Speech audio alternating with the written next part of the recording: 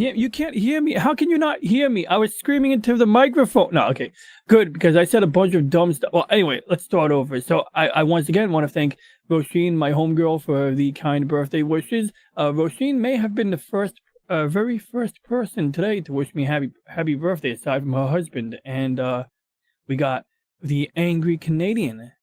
I mean, it's more like a birthday streak. Within the half-hour mark, I'm gonna just rip my clothes off and we're gonna go streaking over on this mountain behind me. So yeah, I gotta correct the title to birthday streak.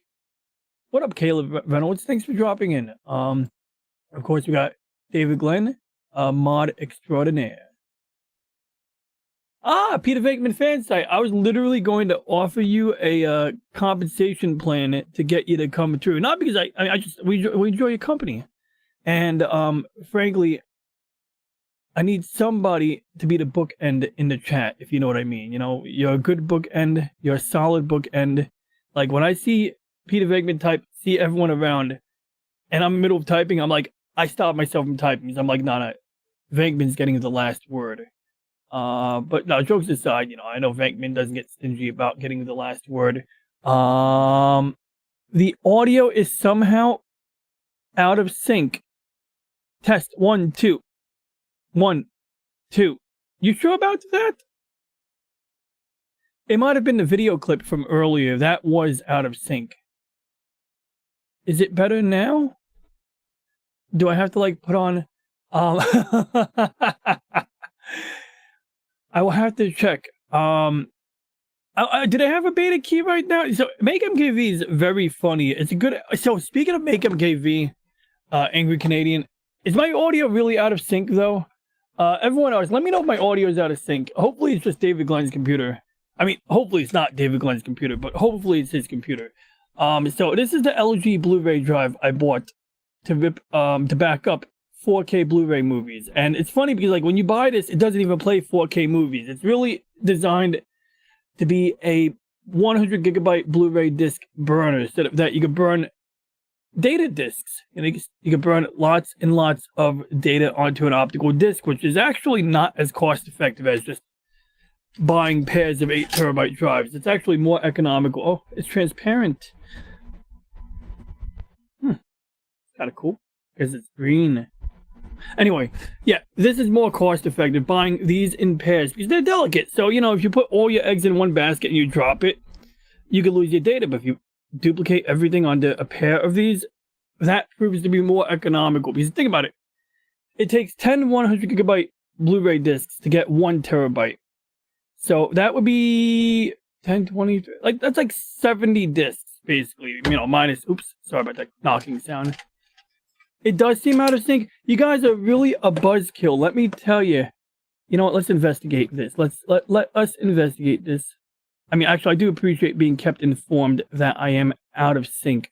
Oh, wait. Is that why? No, that is not why. This is highly un-American.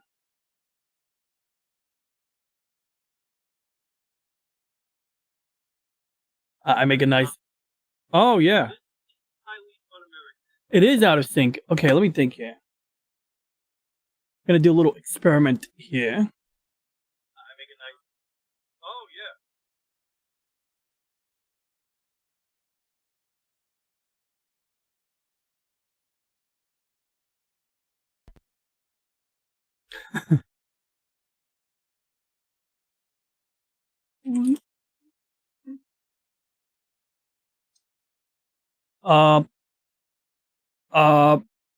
Testing 1 2. I'm waiting for my phone to catch up. Oh.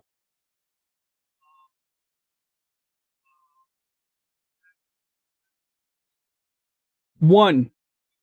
It works now, right?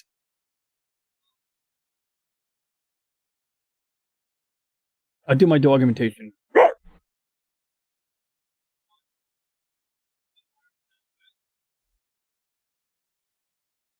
YouTube is not allowed to drop frames. How's my dog bark? Okay, this got to be good enough, right? Because it looks good on my phone. So at this point, it's you, not me. But jokes aside, I know it's an excellent connection because it says so, and you know the graph never lies, never lies. Also, Moira Kitty says much better, and oops, sorry about that. There we go. So let's get back to our chat here. So yeah, I do want to thank everyone who wished me happy birthday. I want to thank everyone for who notified me of the bad news. Wait, oh, there we go. Oh, a little sluggish there. Yeah, you know, I mean, I don't like knowing there's issues. I mean, I don't like issues, but I like knowing about issues so that I may address them. Oh, you know what?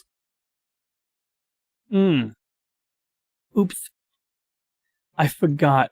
I was upscaling the Babylon 5 spin-off known as Crusade. So this video encoder is sucking the life out of my CPU, and you can see that here because if you look at Task Manager, all of my CPU cores are blazing at like full 100%, and that tends to happen when you run a video encoding utility. So anyway, we have that addressed now, and I want to thank you guys for you know reminding me that I had to pause the video encoder. Just People's Chanel's.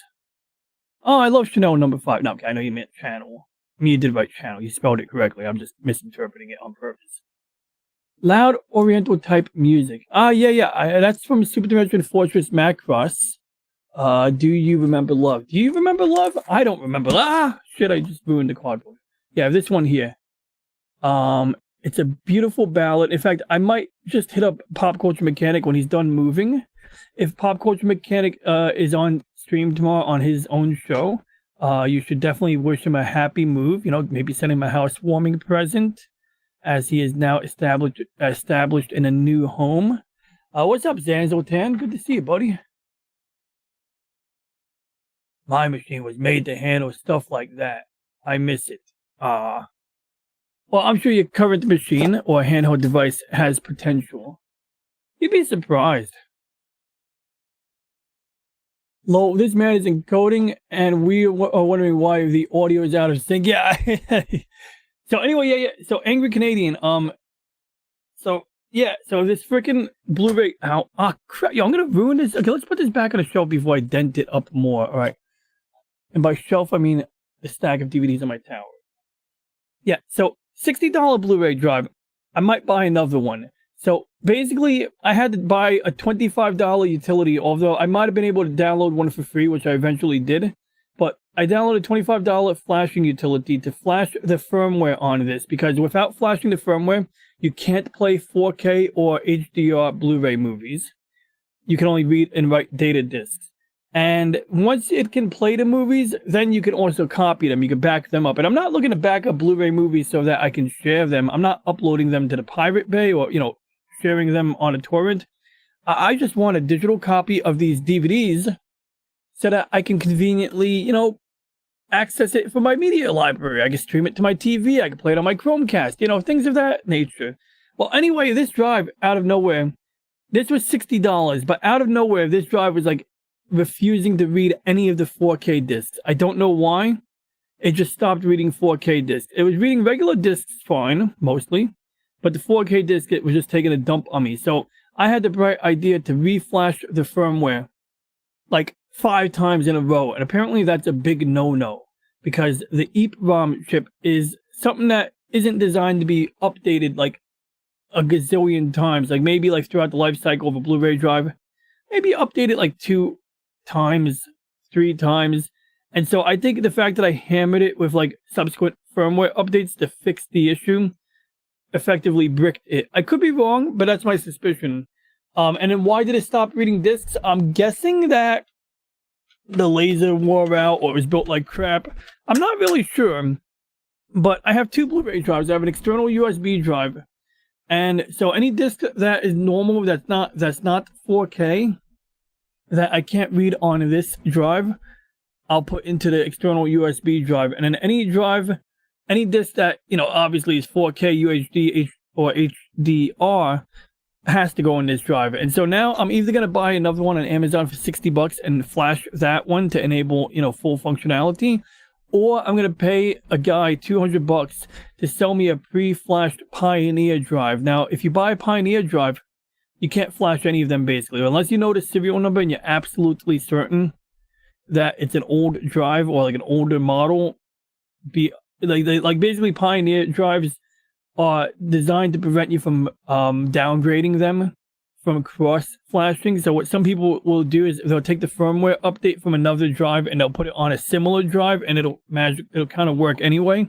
And to answer your question, Caleb Reynolds, your question was, wait, where was, oh, what's the purpose? So yeah, you can update the drive, and what's the purpose? So in this case, the purpose is to enable it to read and rip or back up 4K discs. So without the firmware update, it will not read a 4K movie disc. It literally won't.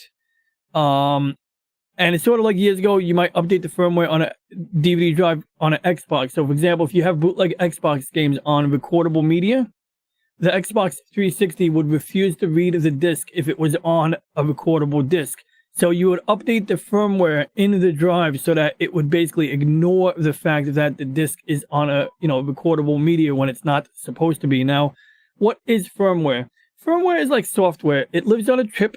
So it's like, basically it's software that makes the hardware work. So for example, when you press the eject button on a CD drive and that little cup holder pops out, that's actually the firmware. You're issuing a command. That button is telling the firmware, hey, I want to open up the door. And the firmware is saying, all right, turn the motor. It's also all of the low level stuff. So when you put a disc in and the laser is reading a disc and it's seeking through the disc and all of that, that all happens on the firmware level. And typically you don't really need to mess with that on a DVD drive, for example, but on a Blu-ray drive, because, they're really, really trying to thwart, bootlegging and all of that. It has become necessary to, have the ability to downgrade or flash it with a different firmware, because oftentimes the updated firmware is there to prevent you from getting the most out of the drive. Or, they're assuming that, if you're buying it, you're not buying it for the purpose that I'm buying it for, even though the reality is that is probably the majority of the usage cases. I hope that makes sense. So Sony drives, no bueno. They used to be good. NEC used to make really good DVD, CD burners. NEC, OptiArc. I mean, they're not bad. It's just that at this point, it's like I'm not looking to burn discs. We're not burning CDs. We're not burning, DVDs or Blu-ray movies. Although hypothetically you could. Here we are. Flashing it unlocks the ability to read HDR/4K Blu-ray discs like he's trying to do. Precisely correct. And so the application I use for that purpose is called Make MKV. And it's basically like DVD decryptor, but not. So you put in your disc, you tell it what drive you want to read from. You could set all kinds of options in here, but essentially, like this is like last time I copied Lord of the Rings Fellowship of the Ring Extended Edition, and I only did disc 1. So finally, like a couple of months after I copied disc 1, I'm like, okay, time to do disc 2. And that was like basically last week when I figured out the drive was no longer reading any 4K discs. So the thing is that this one has an activation key, but you can either pay $60 for it, or if you go on Reddit, every couple of months, the guy who makes this program will release a beta key, because you can see it literally says Make MKV Beta, even though this has been out for years. It's sort of like a Steam game where it's in early access for like, an extended period of time. And so anyway, as a result of that, they do give you the beta key for free if you Google it. The problem is, let's see here. Let's see if we can find it right now, Angry Canadian. Make MKV beta key. A lot of times, you're going to find an outdated key. Like here's one, April 2024. So this might be outdated now, but you can see like, here's the key right here, Angry. It's from 3 months ago, and it's good until, there's no updates of the code for May or June. You can temporarily set your system back. Oh, Angry Canadian, set the date and time on your computer back to April and use this key. So that's kind of like sketchy, but yeah, you could do that. It's not my cup of tea either, but that apparently might just be one of the solutions that you may implement. Now, maybe this is a newer key. Maybe you can try that key right over there. So without changing the date and time on your computer, try it out. But before you wait for July, try this key down here. It might work. If it doesn't work, then yeah, I guess wait till July if that's, something you can do. And good to see you, Salty Traveling Sea, and thank you very much. I appreciate the cake. I'm gonna Go take that off my screen. Nah, I can't. I wish we had a holographic screen and I could eat the cake off of the hologram or something, you know? I just want a region-free player. Every player is a region-free player if you have it in your desktop or laptop computer, Venkman. I believe it is. Actually, it's been a while, but I have not run into an obstacle with DVD regions in a long time, and I don't know if that's because I'm lucky or so stubborn that I'm just shoving discs into any hole and hoping they work. That sounds kind of nasty. I think that was on CDs even. Yes, pioneering tech frontiers. So anyway, where to go from here? Oh, I'm not on camera. My narcissistic tendencies really don't appreciate not being on camera. Oh, okay, that's huge. That was scary. Try that again. Ah! All right. Okay, jokes aside. There we go. I'm in the corner. See, I'm here, but I'm also. Okay. Enough jerking around. I'm sorry, guys. I amuse myself a lot.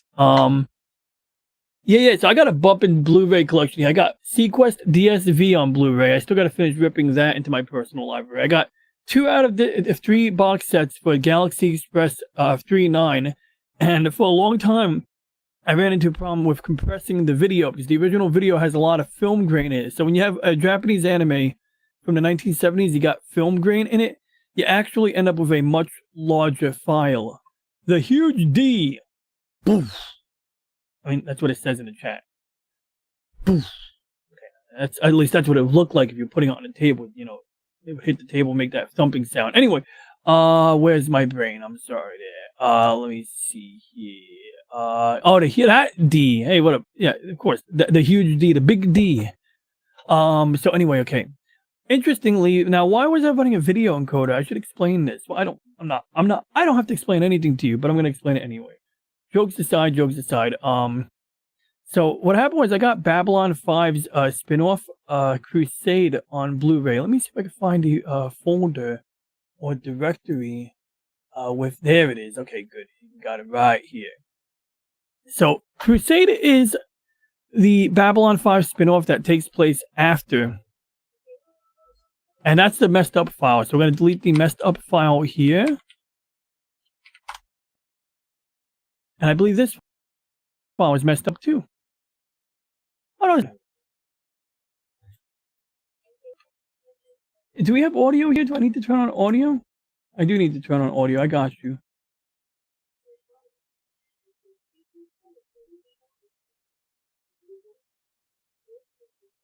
Oh, wait, you don't have sound because I disabled sound on that. I'm sorry, guys. Here, let me hook you up. Oh, speaking of sound, we got some sound bites here from Shin Godzilla stream. Real quick, before we talk about this. So, the other day, I had the pleasure of joining Pops, Loki, and Ironcaster to discuss Shin Godzilla, which is a really bumpin' Godzilla movie. I mean, it's so bumpin', I'm going to change my background in honor of that stream. As soon as I find the video clip of Mr. Godzilla. Is Godzilla a man or a woman? Or are they trinary? There we go. How cool is that, looking at Godzilla getting himself shot up by artillery? How cool is that? Hey, what up, Captain Endgame? I was thinking about, this guy did some really wholesome work. So sometimes, and thank you for wishing me happy birthday. I was literally thinking about those streams you do where you have little action man. So he brings his little brother onto the show. And it's just the sweetest thing what he does. Like, he's like playing Spider-Man, he's playing a video game, and he lets his little brother participate in the game. And yeah, I just think it's some of the sweetest content I've ever seen. But other than that, he's my homeboy. And, you know, he's a friend of Captain Neckbeard. And Captain Neckbeard is cool because he reminds me of pirate ships, Spanish galleons, and the like. Yeah, man, I'm right in the middle of a Godzilla movie. I mean, it's a scary one. I'd be crapping my pants right here if I was really in, you know, front of this here. I mean, I'd probably go find another place to be, other than in front of this guy, this dinosaur-looking mother effer here. So anyway, let's get back to the Babylon 5 spinoff. Oh yeah, well, before that, so okay, so I get sidetracked so easy. So I'm on this live stream, right, with the three of these guys, and it was a fantastic time. I mean, any opportunity to watch this Godzilla movie with this particular iteration of Godzilla is like fantastic. Like I enjoyed this movie. I love the action in it. I understand some of the grievances people have, but all in all, I had a tremendously fun time, watching this movie again and discussing what I liked about it. Now, I created a soundboard. So there's some scenes where like a Japanese woman in the movie who plays an American CIA agent, expresses some lines. So for example, we have, let me just get the audio back. We got, I trust you. I trust you. I trust you. Then she goes, Just US Japan. So win-win. just US Japan. So win-win. Just US Japan. So win-win. Understood. Let's get to it. I'm going to double myself. Understood. Let's get to it. Is that good dubbing there? Do I look like a Japanese guy? Understood. Understood. Let's get to Let's it. get to it. Anyway. Thank you. Thank you. Oh, I rushed to Yokota straight from a party, so I didn't have time to change. She didn't have the time to change. So her underwear smells or something. Now, anyway, so while I was on this stream, I kept running into this weird issue where I would like exit the scene in OBS. So I would switch to my top monitor, let's say. And every time I went back to my bottom monitor, it would automatically play, or every time I went back to my main camera, it would automatically play a video clip like, wait, where is it? Let me just turn off the,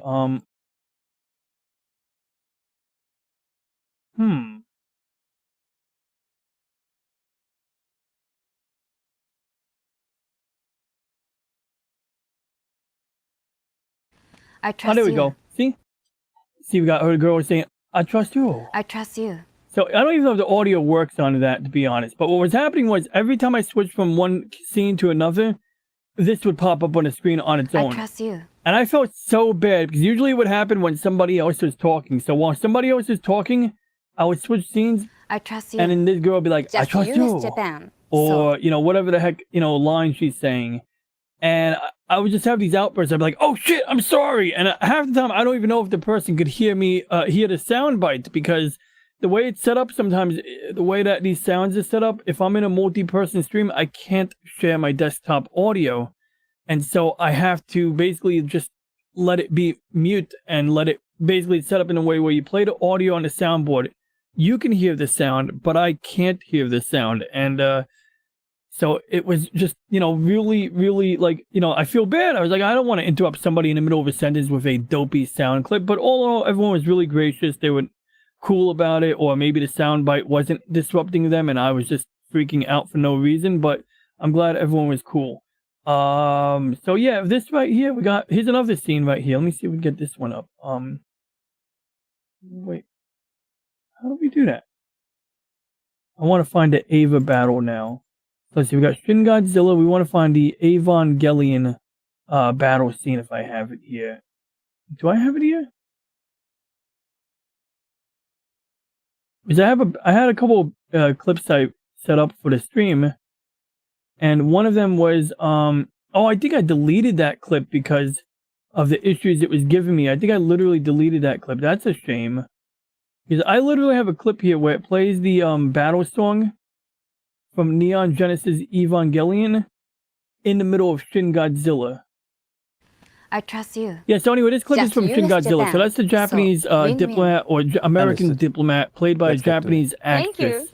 And these are just all of the absurd I English rushed to scenes Yokota where straight like from a party, so I didn't this have time actress to who doesn't change. speak a stitch of English in real life is trying pretty well, actually, doing as good as she can be expected to, do, or to, speaking English as well as can be expected. Excuse my belching there. What is this? I have a button here that says Shitbox Bypass. I don't even know what that button does. Oh, I got some sheep over here. We got some sheep. Speaking of Disney Sheep Herder, I have a new turtle camera. I hooked it up today. I still got to do some adjustments. I got to aim with the camera, but we do have a night vision camera set up, thanks to Disney Sheep Herder, that will allow us to get a live view. So during the next Monday show, I will be able to press the button and we can watch my turtles sleep. Which, you'd be surprised how majestic a sleeping turtle looks. Let's see real quick here.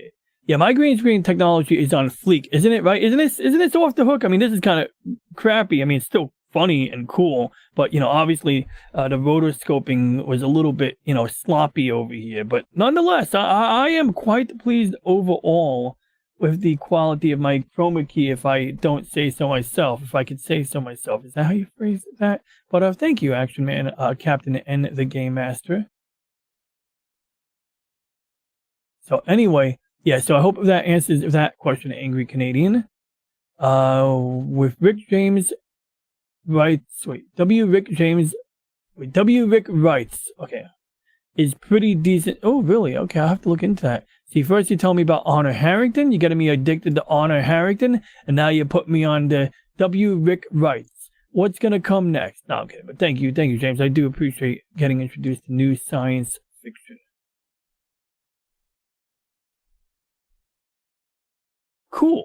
So anyway, speaking of two things, we're going to touch on Crusade real quick. So this came from a DVD version of Crusade. And so if I have the original copy, which is currently being blocked by my top monitor, we're going to do a side-by-side comparison. So we're going to just hit a button here. We're going to open up an episode of Crusade on the left side of my monitor. And we're going to play it back. And then... The alien forces that attacked Earth struck without reason or provocation. Although they were driven back by our forces, on their way out, they left behind a biogenetically engineered virus that has completely penetrated the atmosphere. As a result, Earth has been formed. Repeat. Earth has been quarantined. Break it up! I said, break it up! Up yours! We're not going to Earth, you hear that? That's mutiny, mister. So, okay, if you look at the left side, you're going to see horizontal lines. Earth has been quarantined with some kind of a plague. So anytime somebody's moving, the camera's panning, you see these horizontal lines called combing artifacts. On the right side, you don't see the horizontal lines. And that is because of the video encoding app that we were running here. So basically, I take the original DVD rip, which is on the left side, and we import it up here. Then we tell it apply the de-interlace/de-telecine filter, and just simply using the very slow preset, it does beautiful work. I am a little bit concerned. The reason I'm showing this to you guys right now, is there a difference in the color? Can you tell if there's a difference in the color? Does the yellow look a little yellower on the right versus on the left where the guy looks a bit more, warm? Because that is my only concern right now. I do feel like the color, I think it's so imperceptible, it might not matter. Oh yeah, well, I mean, I don't want to run it for like 12 hours straight, although that would be an interesting way to get watch hours, is just running a live stream of the Turtles all the time. Like, I'm not so inclined to cheat like that, but a friend of mine did suggest just leaving the telescope hooked up for like extended periods of time. It's not the worst idea, actually. But, I'm trying to make substantive content, You could read every book published on Baen Books prior to Jim Baen's demise and keep yourself quite busy. Interesting.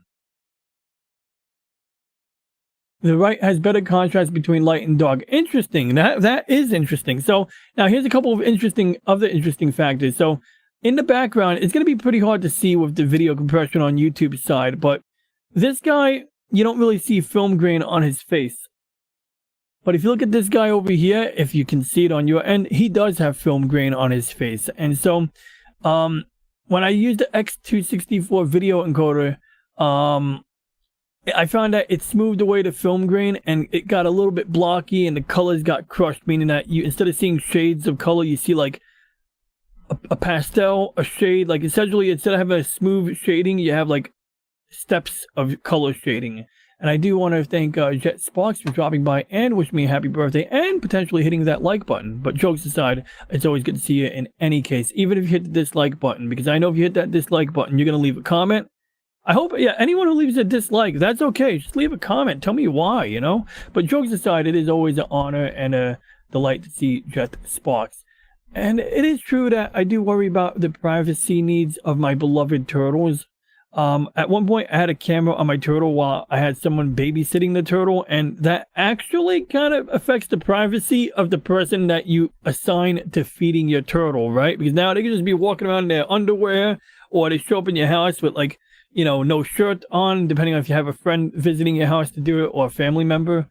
Yeah, that could, you know, be a little troublesome. So I tried to, like, you know, put the camera in an innocuous position so that, you know, we're only violating the privacy of my beloved turtles, no humans. So will the turtle cam look like this? Well, at nighttime, it'll look like it's in black and white. It'll be a night shot, just like this Sony Handycam. We got a Handycam here with night vision on it. So it'll look a lot like night vision. But I'll tell you, it is precious watching a turtle sleep underwater when, you know, they're just like, and that's what they look like. Okay. But anyway, let's see here. On the phone, plus YouTube stuff and things. Yeah, I hear you. Yeah, can you do a pinch to zoom on your phone, James? I mean, I'm not saying you need to. I'm just curious if it works, because I notice sometimes it doesn't work, and other times it works, like, you know, flawlessly. I thought that was a Biden joke just now for some reason. Okay. So anyway, now here's the caveat. Okay, so, you know, I'll move forward from here, but so this is better for two reasons. So you have two choices. You have X264 encoder, which would basically be like Blu-rays use a form of X264. X264 is a, you know, encoder for MPEG-4 video, basically, and you can use the MP4 or MKV container. The thing is that you really got to crank up the bitrate or really lower the compression setting at times. And so I did some experiments, and one of the things I learned was sometimes when you watch or bootleg Japanese anime, you'll notice that it'll literally have 10-bit color in the setting. And it's like, well, why is it in 10-bit color? The original anime is not in 10-bit color. Why are they encoding it in 10-bit color? And it turns out, at least with animation, sometimes using 10-bit color allows you to get like better compression. Like, you'll literally get a better combination between quality, color contrast, and file size by using 10-bit color. The downside is if you're using the free version of DaVinci Resolve, you can't really edit these 10-bit video files, so you have to then re-encode the video or have a file version that's not 10-bit so that you can open it in DaVinci. And so anyway, what I decided to do here is take it up a notch. Instead of using X264, we're using X265, which sometimes is referred to as HEVC, high efficiency video coding. And the thing about X265 is it's going to be more CPU intensive. Both converting a video from one format into X265, that's going to be more time consuming and more computationally intensive. And even playing the movie back or streaming it, or if you have to transcode it, or if you're editing video that was recorded in the X265 format, it'll generally be a hog. Like, you know, the editing software will be much like the performance of your editing software, the timeline, the way you interact with the video timeline. I need to fart. Oh, crap. The mute button wasn't available, so I don't know if you guys heard me pass gas just now, but put a 1 into the chat if you heard me passing gas, or if you heard the sound of ducks quacking into the background. So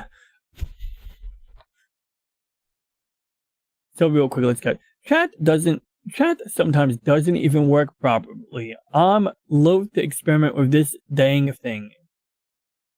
Do you run a higher end motherboard? No. By no means. My motherboard is almost about on par as the motherboard in my backyard. I mean, it's up to you. You decide if this is high end. I don't think it is, because high end would be almost more in line with what my server has. My server has dual Xeon sockets. It has, let's see here, like we can do, let's have some fun here. We're going to have some fun. So this computer here is packing an i9 9900K. That is a consumer grade microprocessor. And, you know, it's all good and stuff. But consumer grade processors, you have limitations with the amount of PCI Express peripherals. So the minute you put like a graphics card in and another high bandwidth peripheral, you pretty much use up all of the slots. Even if there's an empty slot, there's just not enough bandwidth on the PCIe lane. It's very weird how modern the setups are. Whereas on like a AMD Threadripper, now that's a high-end setup, and you have as many PCI slots as you're ever gonna need, but you also have something that's gonna consume a lot more electricity, and that means more heat output. So when I was running that video encoder that was ruining the stream at the beginning, my computer was, you know, dumping tons and tons of heat into the room. And so one of the benefits to having an outdoor astronomy computer is that I could run a video encoder outside and avoid dumping heat into my living space. But anyway, what does a high-end motherboard look like? Well, it might look something like this.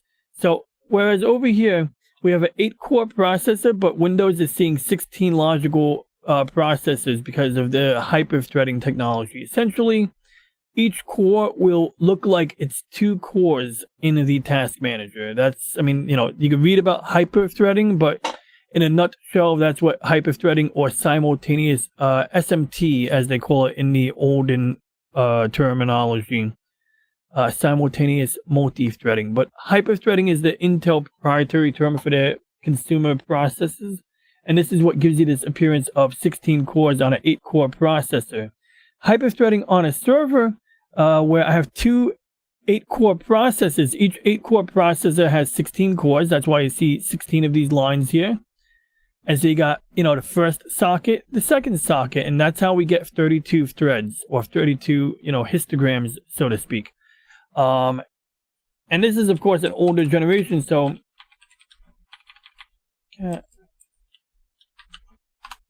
we use you know, we can see this is a Xeon, Intel Xeon E5-2687W. It's currently running around 3 gigahertz, and a lot of times people who need, you know, the features that a enterprise grade CPU has, instead of buying a brand new one, they'll buy an older piece of hardware, because even old enterprise grade hardware is going to be built to a higher standard. In my case, the server that we're remotely logging into here is really mainly, it's really mainly there. Oops. Okay, that's the typing stopped typing. I don't know what happened there. We're going to give that a minute to catch up. That was sketchy. Maybe I got to press Control C? Uh-oh. I think I broke it. That's weird. Yeah, I don't know what happened there, but it's just, oh, there we go. Okay, let's try it again. So right here, this is the ZFS file system. We have 5 pairs of hard drives. Some of them are 8 terabyte pairs. Some of them are 14 terabyte pairs. A couple of them are 16 terabytes. In fact, these two are 16, 14, 8, 8, and 8. And minus formatting and stuff like that, we get a usable storage capacity of 49 terabytes with 30 terabytes in use. And I somehow have, wow, where the heck is Roisin and William when you need them? They would be very proud of me. Well, maybe not Roisin, but her husband would be very proud of me to know that I have 19 terabytes of free space right now. That is like insane, because usually like I'm a data hoarder. Like last time when I upgraded the thing, I had to dump data or try to eliminate data because I literally had 1 terabyte free out of 40 terabytes. Now we have 49 with 19 free. So we're coming out ahead right now. I'm doing pretty well here. I'm pretty proud of this right here. Now if I could just do that with my physical possessions, I'd be ahead of things. So bottom line is, yeah, we use the deinterlacing filter here, yeah. But then we also use the X265 encoder, which is not going to be fun for editing video. But for the actual like resulting file, it strikes a good balance between file compression and quality. But the problem is, this is only 480p. You can see it right here. It says 720 by 480. And that's, you know, even after I deinterlaced it. So I want to upscale it. So you got a couple of options. You can literally resize it and tell it, like, I want 720p. And it'll automatically go, you know, from 720 by 1080. 720 by 480 to 1080 by 720. Or I want 1080p. So we can do 1440 or 1624 apparently by 1080, which doesn't make sense to me right now. But anyway, the problem is all this is going to do is going to blow up the pixels, and I don't know if it's actually going to make the quality any smoother. It's not going to add detail that isn't there. You're just going to end up with a larger file with increased resolution without actually having more resolution. So how do we get more resolution? How do we upscale it? So we use VaporSynth filters, and under one of these tabs, I could pick a couple of filters. So the one I want to use is called Real S-Scran or Real SR. But whenever I pick this filter, it literally takes 300 hours. Like the computer's like, it's going to take 300 hours to do this 1 hour of video. And it's like, that's 300 hours of this computer just sitting here using up maximum electricity, making the room hot in the middle of the summer. This is something that if you're going to run a video encode of 300 hours for a single episode, that's something you do during the winter. But even then, that's, you know, I'm sure maybe, I suspect there's a setting I could change to balance it out, right? But anyway, I decided to compromise and use the NNEDI3 filter. And so that's what was sucking the life out of my computer when we started the stream. I was literally encoding the file. I was hoping it would be done encoding before the end of the stream. Now, is there a way, am I doing something wrong? I might be doing something wrong. I hope I'm doing something wrong. I hope I can find a way to take advantage of the better, you know, deinterlacers, whether it be an AI deinterlacer or something in between. But for now, we're going to rely on the NNEDI3 upscaler.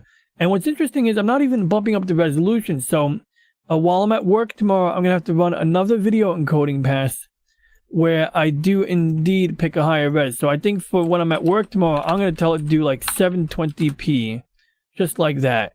And then I like to give it a file name suffix. So we're going to do like N3 720 like that. So we know that this is upscaling. And then when I'm at work tomorrow, I'm going to hit the start button when I'm not sleeping in the same room as this computer, because this computer will cook me if I sleep in the same room as the machine. I mean, the air conditioner will help, but then you waste a ton of electricity.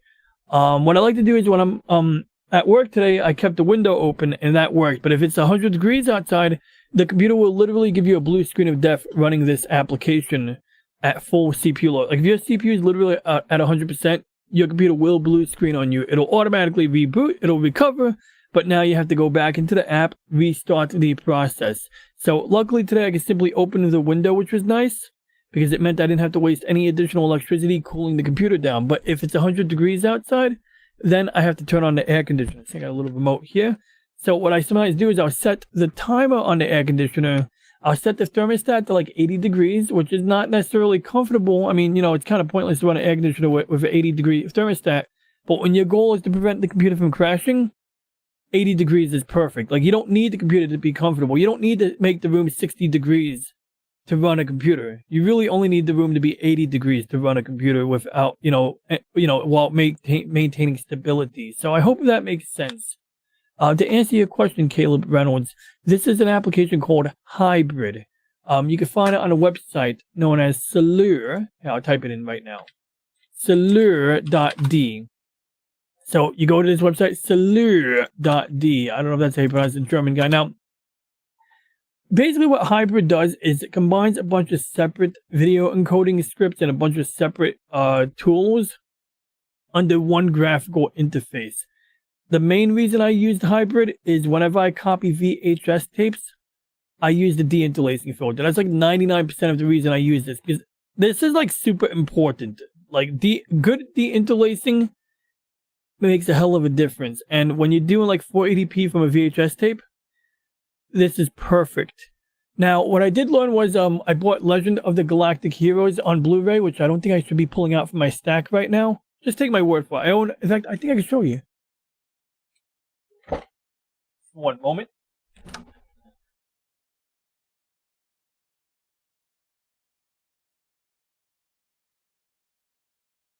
Okay.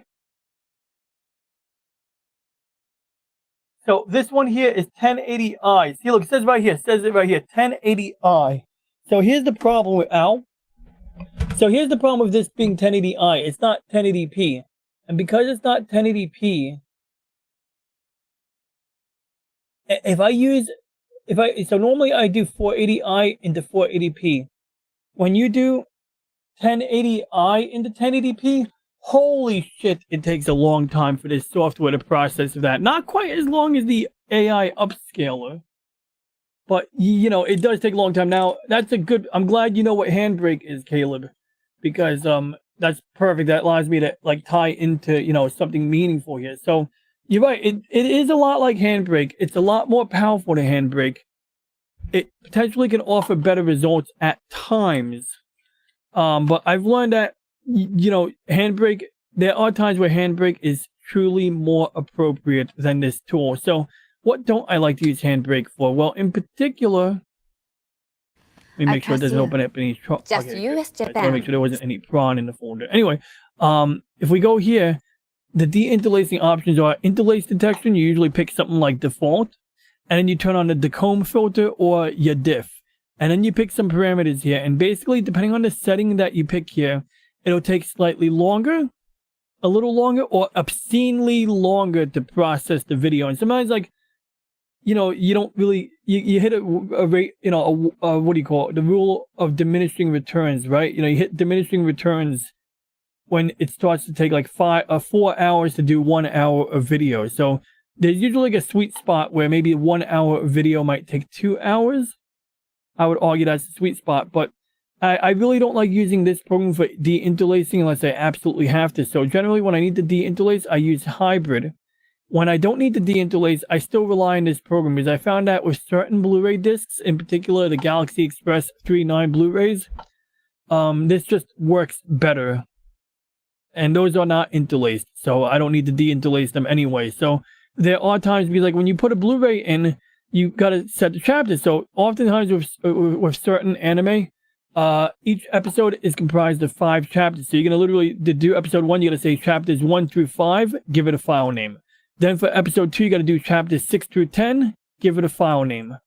And it just, when I did it with this program, you can pick chapters on the left side here too. You can see got some numbers here.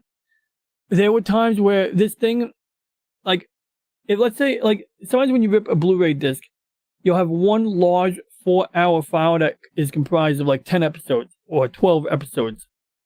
And when you pick the chapters, then that episode should only be 25, 30 minutes. But some episodes, some Blu-rays, when I tell this to do like one, episode, it'll give me a 25-minute episode, but then it'll still show up as a 4-hour long video file. And when you skip to the end, it'll just end the video abruptly. It gets a little messy. So there are times where this thing will kind of be buggy. And that's why I still, definitely make use of handbrake. Also, sometimes when I need to encode something real quick, and maybe, for example, I have a video that I want to upload, like, for example, a video clip, like that you play in the background at the end of a stream. Sometimes I might just go here, tell it to use the NVIDIA encoder so that I can encode something at 1,000 frames a second. I can get like 10 minutes of video, 5 minutes of video done in like less than a minute. So I hope that clears up some stuff. Man, I suddenly have to go to the lavatory. I shouldn't say that out loud. I'm sorry, guys. Decency, right? I trust you. Can that work? Oh, Just see what this is what I'm talking Japan. about. See, look, it's So, playing the video of the girl. This happened to me Understood. during Pops' stream Let's last get week. to it. I'm literally Thank hitting the you. button to switch my camera view, and this freaking shit I is rushed to your playing. quote, I straight I'm from just a feeling party. bad. It's like, So I don't didn't want have some time to Japanese change. girl talking over my buddies, So that happened, and I'm going to fix that again. But that's because I turned it on. I know what I did. Right, yeah, right. Whoops, yeah. The Peter Venkman fan site. Just imagine, like, I'm on a stream of Loki and Pops and Ironcaster, and like this happens. Let's do it again. And I'm like, you. ah, shit. Just US I'm Japan. so sorry, Loki. Yeah, and win-win. Loki's like, it's cool, man. It's cool, man. Let's And it's get to like, it. Thank you. I'll be like scrambling with the mouse pointer. I'll be like, I stop rushed to playing, your stop quote, I playing. straight from a party. Ah, So I didn't have time to And change. so anyway, yeah, like that's something that I next time I'm on a stream and I create a new soundboard, I'm going to test that soundboard ahead of time. And if I don't have time to test it, I'm not going to use it, or something, because like, I should really have tested that soundboard beforehand. But nonetheless, we got a lot of fun little video clips here. Some of them aren't playing though. Oh yeah, we got the background loop over there. We got I trust you. I trust you. Venkman fan site. I trust you. Trust you. Caleb Reynolds. I trust you. James. I trust you. All right. So anyway, what else do we want to talk about? We're going to talk about something else. First, we must. Understood. Okay, Let's get let's to get it. to it. Okay, I'm sorry. I'm really. Understood. Let's get to it. Thank you. I rushed to Yokota straight from a party, so I didn't have time to change. Thank you. Thank you. Yeah, like that's part of the line. She goes, oh, Thank you. oh. I wish I had the Evangelion video clip. I'm about to go look for that shit real quick. Let me see if I can find that Evangelion clip, man. Ladies and men. So bottom line, so yeah, I explained this. Okay, I think you guys comprehend what we're doing here. So bottom line is that I want to run this to an upscaler so that even though this looks good, you can see VLC does a very good job upscaling it. Like really, if you were watching this on a TV, this would be better than it would have been in its original form. So we're already ahead of the game. You don't have enough people to even try it. But I still would like to upscale this because it would be really, really just nice to properly upscale it since it's not available on Blu-ray. So if we can upscale it, we'll have a better copy than what is available. I do not speak or understand Japanese. Not exactly. I know a few words. I can say itadakimasu, or let me think here. What else can I say?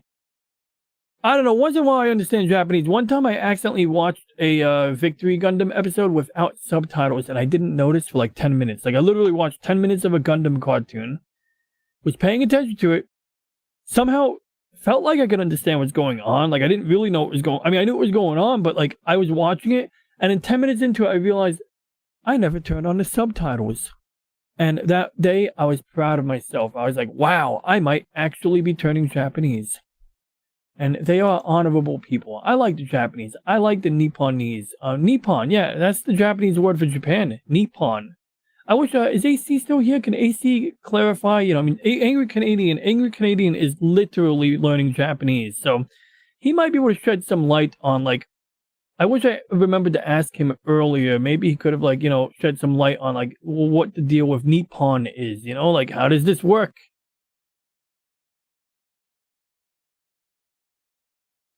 You guys are video blocking me. I kid. I don't even call Mushi Mushi for answering the phone. Mushi Mushi? That's funny. So anyway, let's move on to something else here. So yeah, I either got to buy a $200 Blu-ray drive that's been pre-flashed from some kind fellow who does a really good job nerding out on it, or I could just buy the $60 one and gamble. Because if I buy the $60 one, it's probably gonna break again soon. But I might do it anyway. I also want to get this toy car for my nephew. Yeah, that's right. I got a nephew. He's named after the kid from E.T. I don't know if I should be disclosing his name. But these things are cool. So this thing moves on like... Now, you've heard me talk about them enough.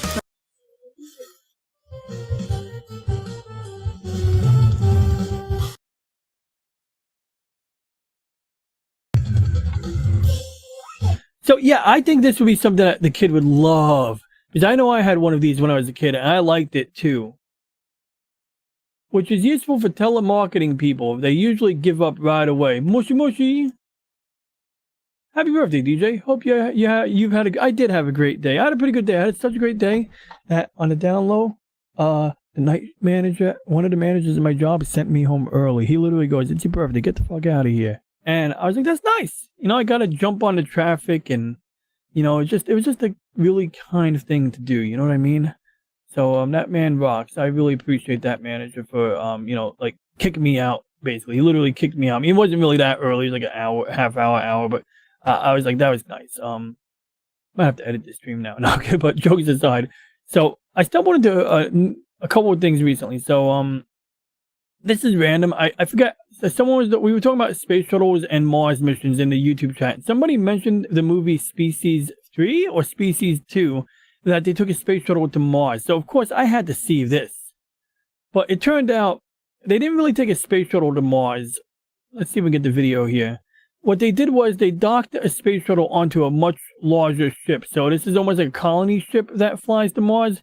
And then presumably the space shuttle is docked in order to land on Mars. So once the big ship gets into Mars orbit, they can then drop it. And one of the things I noticed was like this funny part here. Look at the ship says it's got USA, Pepsi Cola, Sprint, V-Bach, Coors Light, or one of the light beers. And so I'm like, wow, they got advertisements. And he's like, yeah, man, going to Mars isn't cheap.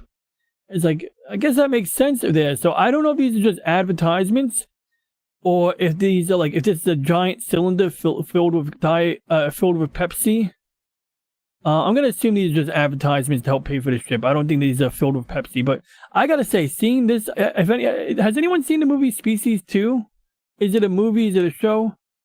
I kind of want to see it now. Like, I thought the first movie was kind of schlocky. You know, you had that sexy alien lady, and in the middle, you know, having sex with the guy, she starts having spikes coming out of her back. That was kind of funny, you know, but I just thought it was some schlocky sci-fi, like not good sci-fi, just kind of like, you know, like made for the 90s culture. And I'm starting to rethink this because I like what I see here. I like ships. Now, the only issue is that you certainly can't fly a space shuttle to Mars, right? It doesn't have the range for that. That's why in the Power Rangers episode I watched last week, when they had a space shuttle getting lost, that's not how this works. It was really funny. I was watching a Zoo Ranger episode, and there was the astronauts and these two Japanese kids sitting in the front seat in the flight deck. And the astronauts get kidnapped, and then Rita Repulsa, you know, or whatever her name is, Bodan, or, you know, the bad guy from Power Rangers, is doing her thing, and the kids are freaking the fuck out in the cockpit, in the flight deck of the space shuttle. They're all freaking out, like, oh my god! And it was just so dopey. It was funny, but my point is, yeah, the space shuttle doesn't really go past low Earth orbit. The highest that the space shuttle ever went was the Hubble Space Telescope servicing missions. So let's see if we get a nice picture of that, because I think it was one of the cooler things that the space shuttle did. So, you know, here's the Hubble. The Hubble is actually a spy satellite. I mean, it was designed to be a spy satellite, and at one time the expectation would be that the space shuttle would launch some of these spy satellites, and that's why the Hubble fits so neatly in the payload bay. So when they need to service the Hubble, they'll use the robotic arm to grab onto the Hubble, and then the astronauts will work on it, or sometimes they'll pull the telescope into the cargo bay, and they'll perform repairs from inside of the comfort of the space shuttle's payload bay, which makes things a little bit, you know, easier because you have points of reference. You don't feel like everything's spinning around you. And you got, like, the first servicing mission was the one when the Hubble had a blurry image, and they literally had to put, like, glasses onto the Hubble. And you can see right here, they're putting, like, a camera in. Like, this is literally like a giant astrophotography camera being slid into a, you know, a rack mount or something. And, you know, that was a success, but it was like almost touch and go there. They didn't know, like, they launched this space telescope and the pictures are blurry, and they're like, oh crap.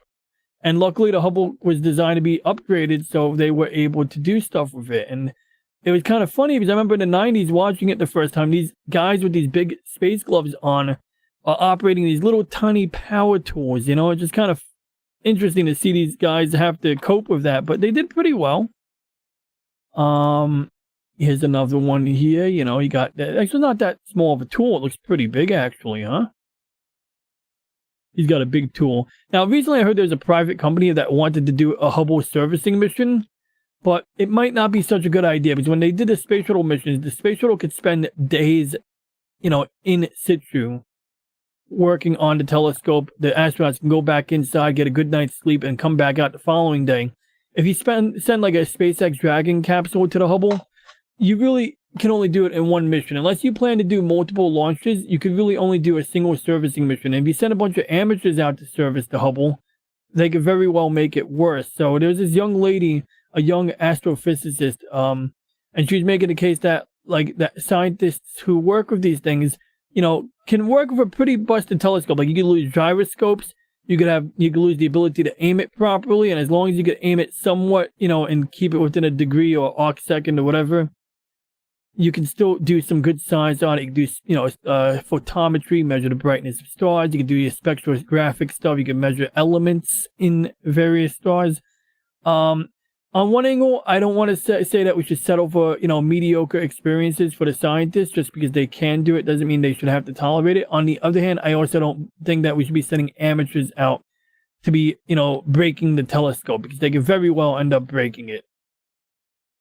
So anyway, I don't know how we went down that rabbit hole, but oh yeah. So anyway, my theory about the movie Species 2 is that they use this space shuttle to land on the planet. The problem with that is, well, the atmosphere of Mars is very thin. One of the reasons why we've had so many probes crash on Mars so many things get lost on Mars, or a few things get lost on Mars, because like we just didn't have the ability to practice landing in a thin atmosphere. So it's like you can test out a parachute on Earth, but when you try deploying a parachute on Mars in a thin atmosphere, it's like there's not enough air to slow it down. See, the object ends up slamming into the ground too quickly or burning up in the atmosphere because it's going so damn fast. Whereas in Earth's atmosphere, we have a more generous, a thicker atmosphere. And so with that thick atmosphere, you know, you have more aerodynamic drag to slow things down. So yeah, I don't think the space shuttle could actually land on Mars. I just don't think these wings can generate the appropriate amount of lift. I don't think there's any computer modeling done to determine how to make the fly-by-wire system on the shuttle work in order to allow it to maneuver, you know, or work properly in, you know, a thin atmosphere. But I still want to see the movie. Now, moving on from that, I want to briefly touch on a sci-fi book I recently stumbled into. It's by Jack Campbell. So Jack Campbell is the guy. He wrote a series of books. He wrote what was it? The Lost Fleet. And I wish I could show you the book cover of this here. Although I don't think the book cover is really gonna do any. Let's see. I'm already on page 102. Wow. So you got this hot girl on the book cover here. And you got this guy in a spacesuit. So what's it about? So basically, this guy's part of the international fleet, and they bump into this wreckage of a ship, and the ship that was wrecked looks like it was in some major cataclysm, and they don't know what kind of cataclysm. And they find a victim on the ship, they find a survivor, and they bring it back to the ship. And in the middle, like, you know, of taking care of the survivor, they discover some discrepancies in her DNA. And this guy, he's kind of like, you know, just a regular crewman, but he's also thinking like, well, shit, I don't want to, you know, see this lady get, you know, like, you know, tossed into like a friggin' zoo, you know, to be experimented on. And it turns out there's a lot of weird things. So somehow she witnessed the Earth getting destroyed, but it's like, how could she witness the Earth being destroyed if the guy still, you know, works for the, you know, the fleet that is protecting the Earth fleet, or whatever they call it. And so something happened where the Earth blew up, and she apparently, I don't actually know the answer yet, apparently gets sent back in time. And there's, you know, a whole combination of like a military sort of in stagnation, you know, a military that is complacent, to the point that they prioritize things like metrics. They prioritize completing a patrol on time. You know, they don't want to do search and rescue missions, because a search and rescue mission delays you getting back home on time. And of course that messes up your metrics. So, you know, the admirals, the captains are very, very narrow-minded. They're very, you know, focused on metrics instead of, you know, their actual mission, which is to protect and serve. The lady from the future, on the other hand, she comes from a slightly more draconian future where there's more alien xenophobia, and due to her DNA, there may be a reason why people were xenophobic towards her as well. So yeah, this is a brand new series by Jack Campbell. And it's kind of interesting. It's like different than anything I've seen him write before. This guy typically does military science fiction, a lot like the Honor Harrington series. It's almost like hero porn. And this is a little bit different. I suspect this is going to end up being a bunch of hero porn too, but so far I'm enjoying, you know, the plots and twists. And as soon as I go to bed, I may listen to that on audio, because that's where I left off during my bus ride today. But I do have to still finish this Honor Harrington book right over here. As you see, we have, let's see, that was page 564. Here's the book cover here. Always judge a book by its cover. This is War of Honor. And James, I have it on good authority, according to James, that she now has a shotgun in her arm. And I can't wait to see that. I can't wait to read the part of the book where Honor Harrington picks up her arm and shoots a bullet out of her finger. That sounds dope.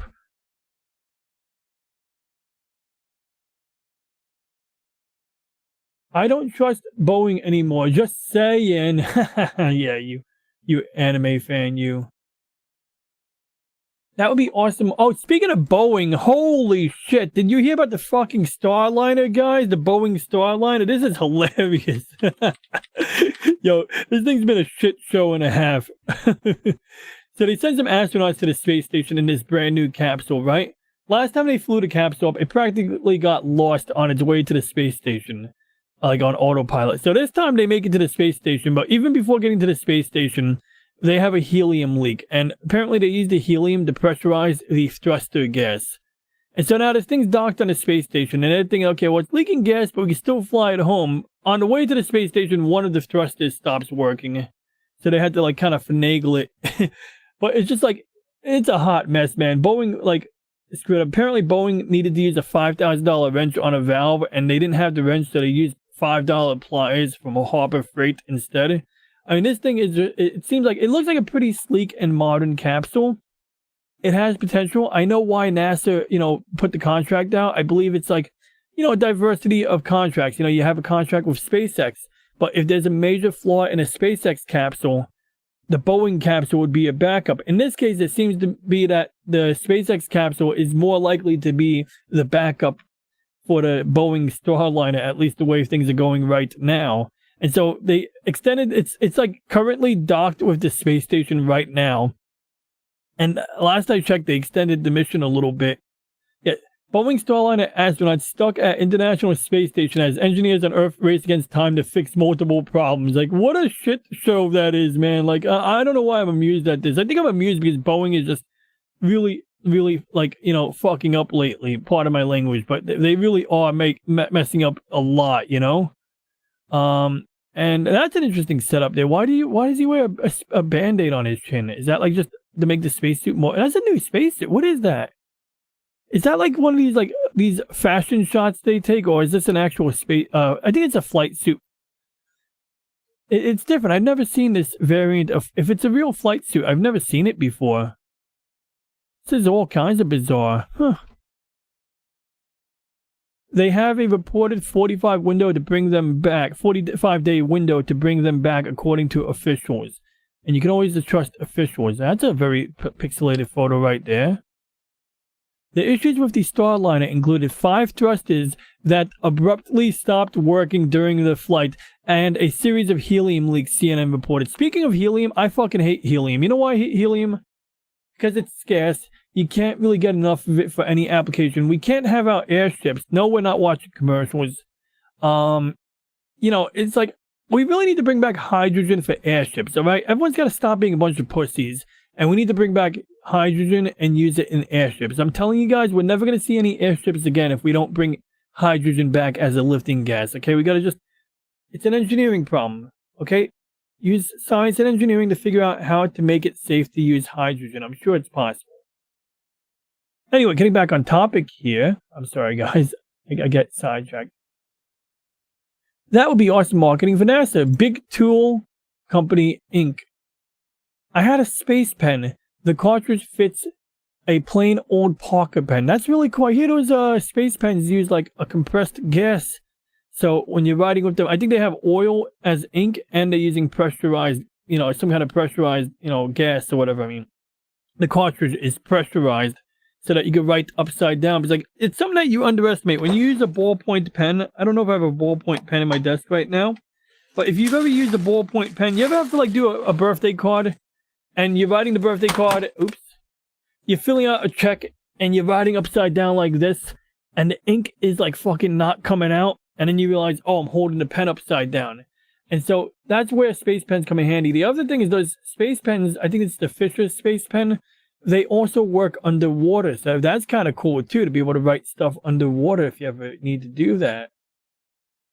Are those available anymore? I would assume so. I don't know if they were $5. I think it's $100 pen probably, but maybe that's because I read an advertisement where they're overcharging. Also, the metric versus imperial measurement system conflict lost one Mars. That is correct. That did happen. that is indeed true. You'd have to pay me a lot to get on a plane right now. I mean, I'll get on a plane, but I might pay attention to what type of plane. Like maybe I'd lean towards Airbus. And look, I wouldn't mind getting on a Boeing plane. Just, I'm not getting on a fucking new Boeing plane. I'm not getting on a 787. I'm not getting on like any new version 737. You know, I'll probably be a little more comfortable on an older plane. Then again, look, beggars can't be choosers. I'll get on any fucking plane. But you best believe that, you know, when you're on a plane, they tell you like, take a look at your nearest emergency exit. It might be behind you. So I remember there was a guy that was being interviewed. He wrote a book called The Survivors Club. And essentially, he would like interview people who survived different incidents, different tragedies, and he would find out like what did it take for them to survive.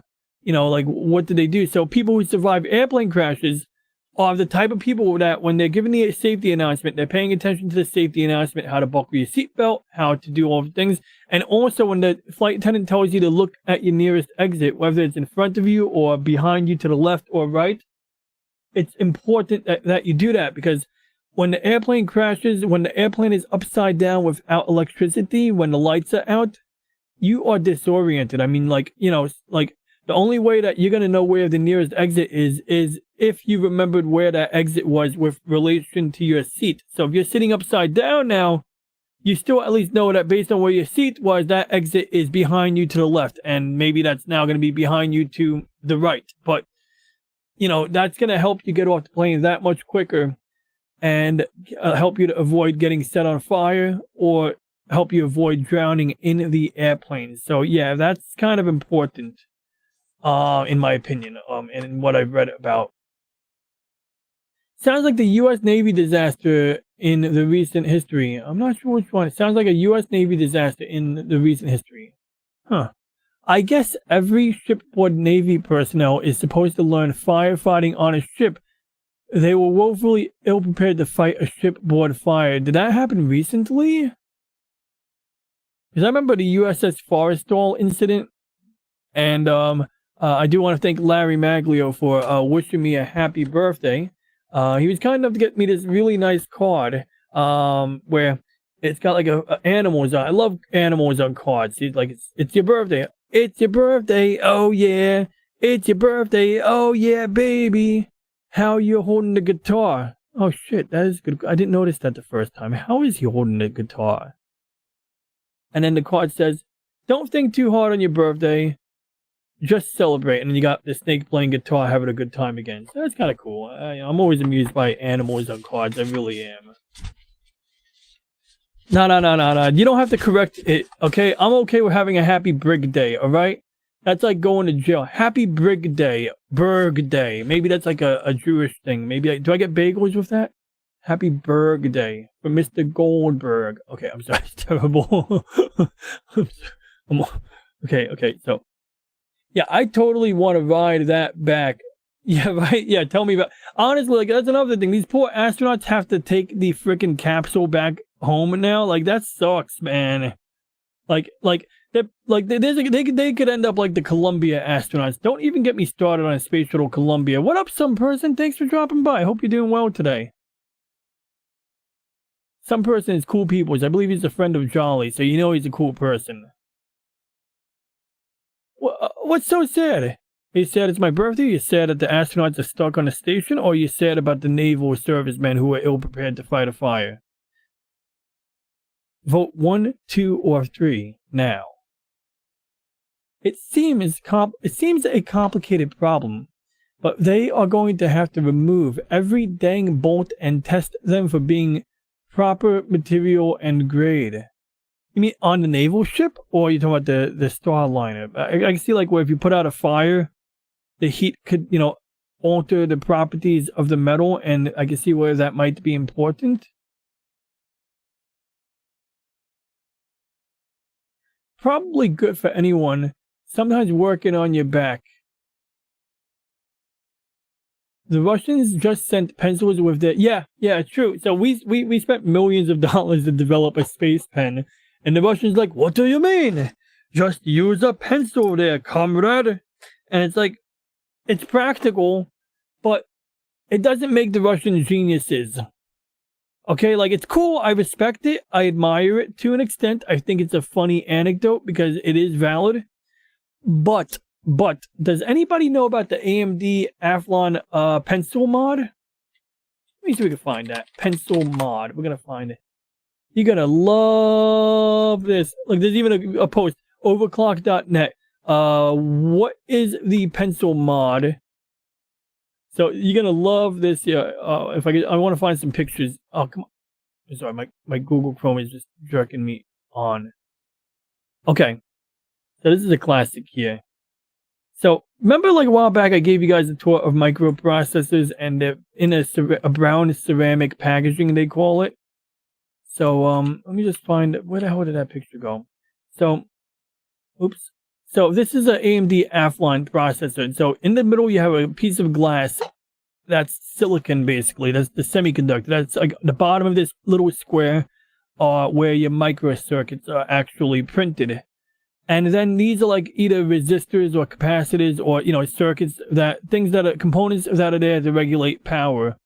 Then you got these bridges here. You got the L1 bridge, L2 bridge. Now, I don't know if L2 has a relationship with L2 cache, or if this just means something else. But the bottom line is that you'll notice that these have a golden color. That's because these are actually conductive contacts. So in a factory, they might put probes on there. So when they're testing the processor, they could, like, you know, put little contacts on there to probe the electrical signal, or they might even be able to use it to modify the processor, to make a circuit, or to change the setting to, you know, lock in a certain clock frequency, or to disable some of the bad cache memory. Because when they build a microprocessor, what they'll do is they'll test it out and they'll see how fast can this CPU run at without making errors. And then once they figure out what the fastest speed it'll run at without making errors, generating errors, they'll lock it into that speed. So that's how you get like a 2 gigahertz processor, and a 3 gigahertz processor, and a 1 gigahertz processor. I mean, I'm, you know, kind of exaggerated, but that's how you get those different clock speeds, basically. That's part of how those decisions are made. So anyway, the trick with this was you would take a pencil stroke and put it on top of the gold contacts, like straight across. And the graphite in pencils apparently was able to conduct electricity when it was penciled on top of this rough ceramic surface. And then from there, you would go into your BIOS settings, and you would have extra settings. You would have like access to change the clock multiplier or different settings. I don't remember what it was, but you'd be able to change various settings simply by putting a pencil stroke up here. And so that's basically what it is. The guy says, what is the pencil mod? And he says, I feel stupid for asking. And the answer was, lead is conductive. Well, not really lead. Pencil graphite is conductive. So they're tracing a path to lower the resistance. You can use conductive ink, which is true. I have conductive ink in my drawer. I bought it for a similar purpose a while ago. Oh my god, my bladder. Okay, jokes aside. I don't have to go to the restroom yet. Okay, so I got a flux pen. I have a flux pen for my flux capacitor. I have some Tamiya putty. I found a 16 gig, 64 gig card. I found the Enterprise. This thing is dope. I'll save it for next week. Oh, good. I found an AMD processor. Ah, dang nabbit. That's not the right one. All right. So, unfortunately, I can't find any conductive lacquer. But I did find, this. So, this is an AMD K62. Now, interestingly, if you remove this metal plate from here, it looks like the chip that I just showed you a minute ago. So that chip I showed you where you have the, this. So if I remove this steel plate, it literally looks like this. I'm not even kidding. It basically looks like this. I mean, a little different, but yeah. So basically, like, you're going to have those gold contacts. You do a pencil stroke. The problem was on a later model, this wasn't made of ceramic anymore. So, like, this is an old 486. You can hear that. Later ones, it felt more like plastic. It was like some kind of organic compound. It was a different type of ceramic, perhaps, but it felt or looked more like plastic, and it didn't sound like ceramic anymore. And so you couldn't put a pencil stroke on the rough texture anymore because there was no rough texture. And so that's where you would have to get like basically conductive ink. You get an ink that can conduct electricity, and you could use it for arts and crafts projects. You could literally like trace out a circuit. You could literally like draw the lines for a circuit and then plug in a light bulb here and here, and like literally like have a piece of paper with a circuit on it for educational purposes or even for prototyping. But anyway, let's get back to the pencil mod, and we're going to catch up with the chat. Lead/graphite is conductive, so they are tracing a path to lower the resistance. You can use a conductive ink pen with a wire or a rheostat. What the hell is a rheostat? To more precisely control the resistance. In your case, you didn't follow changing the resistance allows a person to alter the voltage applied. Okay, that wasn't really clear. Okay, at a very basic level, you draw in graphite over the solder leads to create a thicker lead, which can carry more voltage. Okay, so there's different things you can do. So here's one, like this guy's got a 5 GHz CPU. This guy likes wasting electricity. Oh crap, I wasn't reading the screen. I'm sorry, I wasn't showing you the screen. This guy likes to waste electricity over here. Okay, I'm sorry, jokes aside. So I hope that helps a little bit. Here's another one. Oh, this is classic. See, look, he's putting conductive ink on there.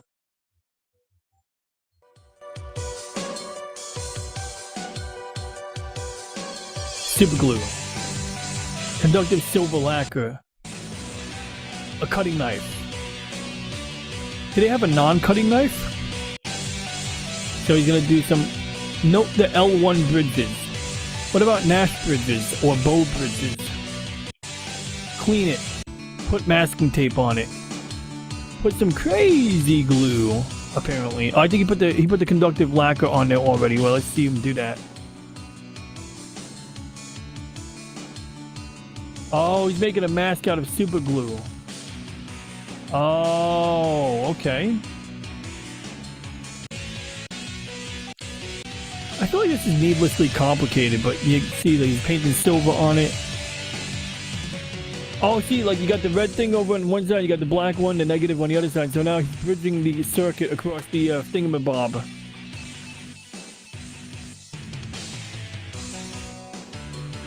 So my point about the space pen was, James, is that I believe that if you're in a space capsule and you're riding with a pencil, the graphite dust could end up in your capsule and that could short something out. You could end up with another Apollo 1 fire.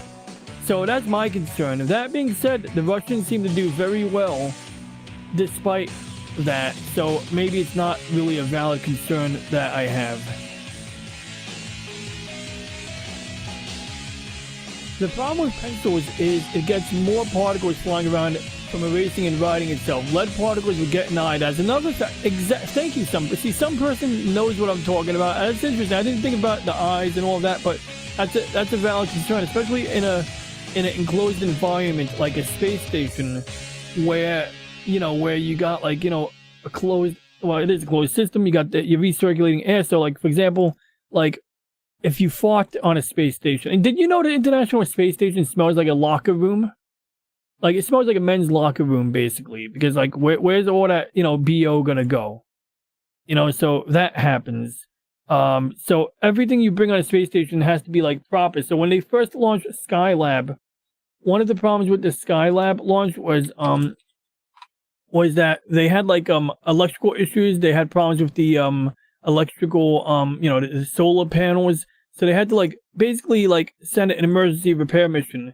And if they didn't send a repair mission up in a timely enough manner, the heat on the inside without cooling or air conditioning would have started melting plastics. And once you have random plastics outgassing, toxic gas inside your space station, it might no longer be safe to inhabit. So they had to get up there in a timely manner. And, maybe there was a budget crunch. So one of the things they did was they jettisoned one of the broken solar panels. And I think they like either put a new one on or they just kind of like, adjusted the panels somehow. This over here is actually a parasol. It's like, one of those parachutes that looks like a wing that goes over your head. That's basically like almost like a space blanket. They literally just slapped a parachute on the side of here to help reflect some heat away from Skylab to prevent it from absorbing heat. Up here you have the Apollo telescope mount, which it doesn't look like much of a telescope, but they're actually using like a similar telescope to what they used on the Apollo missions. And on Skylab in particular, they used that telescope to make observations of the sun, which is kind of cool. Skylab was also huge. It was basically like the top portion of a Saturn 1 stage. So the top portion of a Saturn V rocket, you got like an emptied fuel tank. So you see it's a hollowed out fuel tank with some stalls in there. It's actually pretty big. And then you got like, let's see if we can find a famous picture. Okay, that's the ground, when they're building it underground.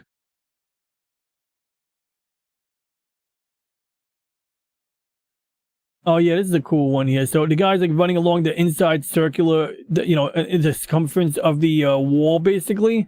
And it's kind of cool because you got centrifugal force as you're running around, so they get exercise, but they can also conduct various experiments. And you can just see it's like literally a hollowed out rocket, and how, you know, large, how voluminous it is inside Skylab. So how did I get on that topic? Oh yeah, the topic of toxins and melted plastics, and, you know, a closed system, and why it was really important that they effected those repairs when they did. Let's get back on topic here, chat. So yeah, thank you, some person. That is a valid point. Tang, it's a kick in the glass. I flipped my trunk. Oh, that's cool. That's not cool. I'm sorry. I hope you're okay. I flipped my truck once. I'm so sorry. I don't know why I'm laughing at that. I apologize, Jimmy. You know, I'm quite fond of you, and I hope you didn't get hurt when doing that. All right, let me read that with a straight face. I don't know why I find that funny. I'm so sorry. It's not funny. It's not funny for your friends to flip in their truck. All right, guys? All right.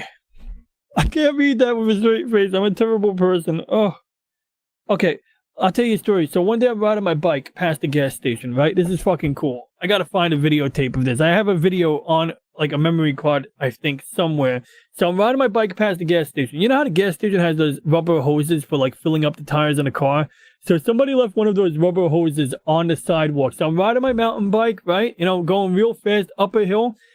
And I feel the rubber hose or the air hose, like, hook onto my bike. I hear clink. And then I keep going.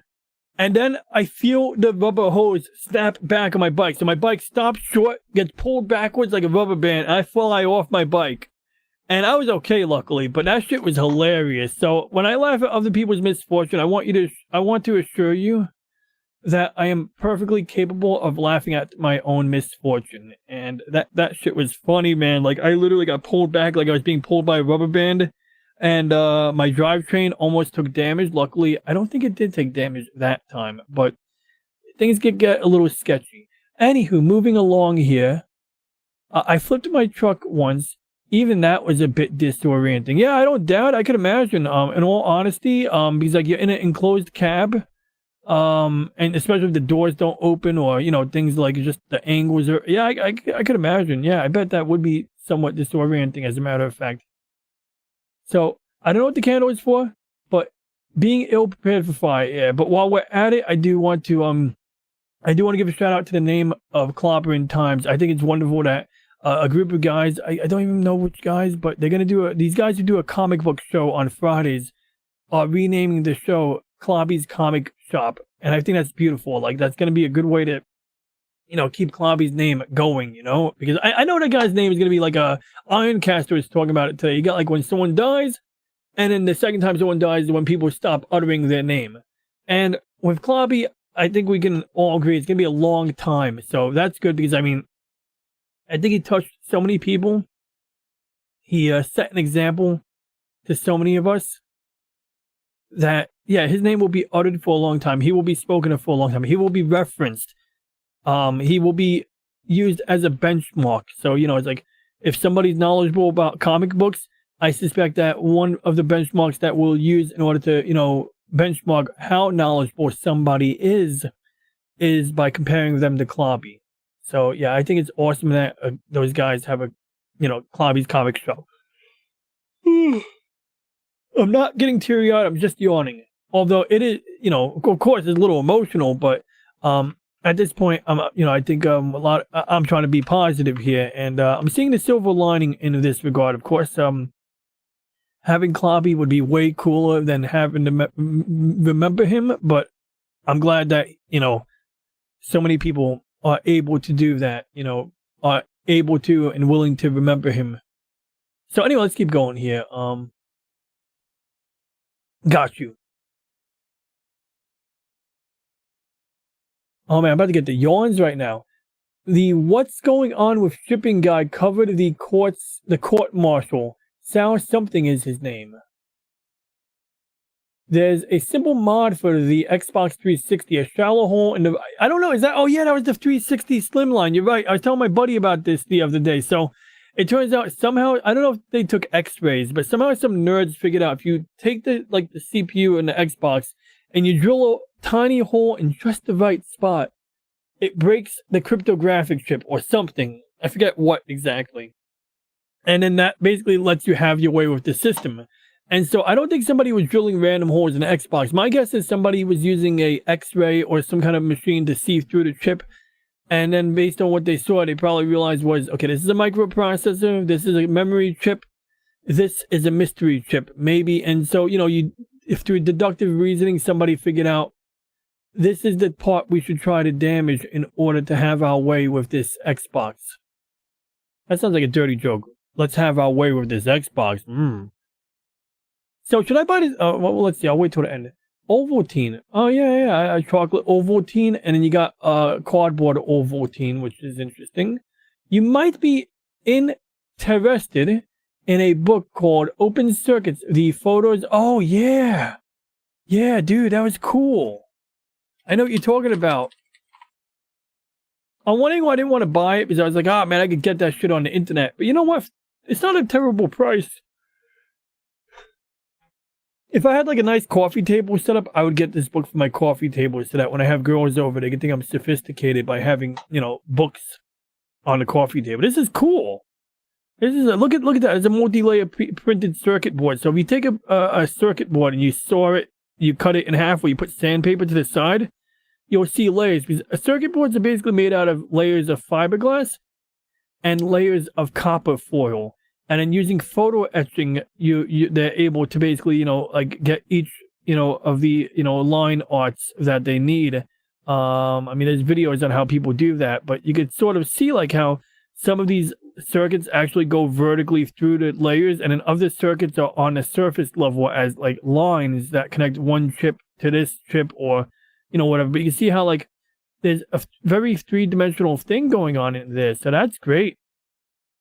This looks like a ceramic resistor or ceramic capacitor. It's a ceramic capacitor, and so you see that thing, the generic component that you see if you ever took something apart.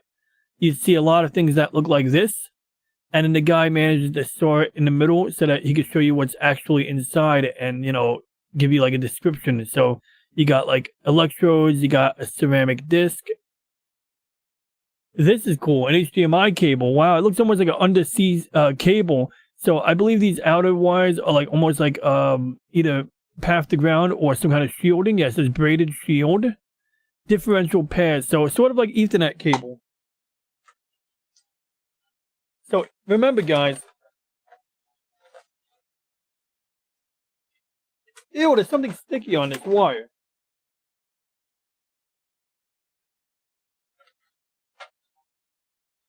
Ah, that's too bad. I already crimped this cable. Oh, good. Okay, good. I got it. All right. So I can actually show you guys. So this is cool. So differential signaling is great. And I better wrap this up very soon because I got to get my buttocks to bed. But I want to thank you guys.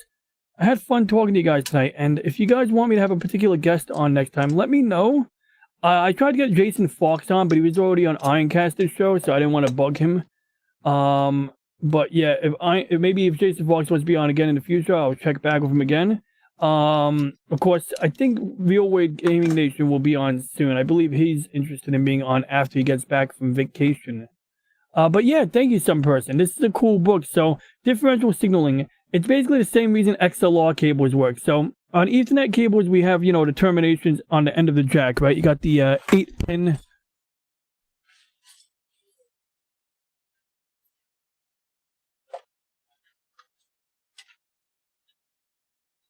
So we got this, and you can see there's 8 pairs in here. But the thing is that these are unshielded twisted pairs.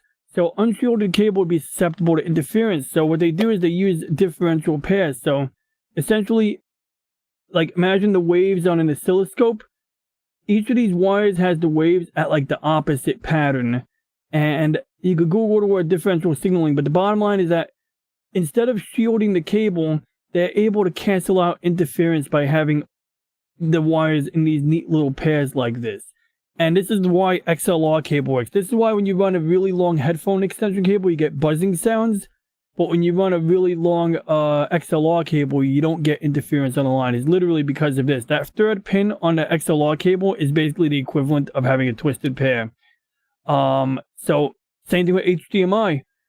Instead of shielding it from interference, there is some shielding here. but they also use differential pairs to help cancel out interference, apparently. I did not know that about HDMI cables, so and I'm sure this guy explains it. This cable has 4 independently shielded twisted pairs of wires that transmit data, including digital video. The stream of video data gets split into 4 separate streams of digital video data, 1 per pair of wires. At the video monitor end, the 4 streams are combined and decoded to generate 1 picture.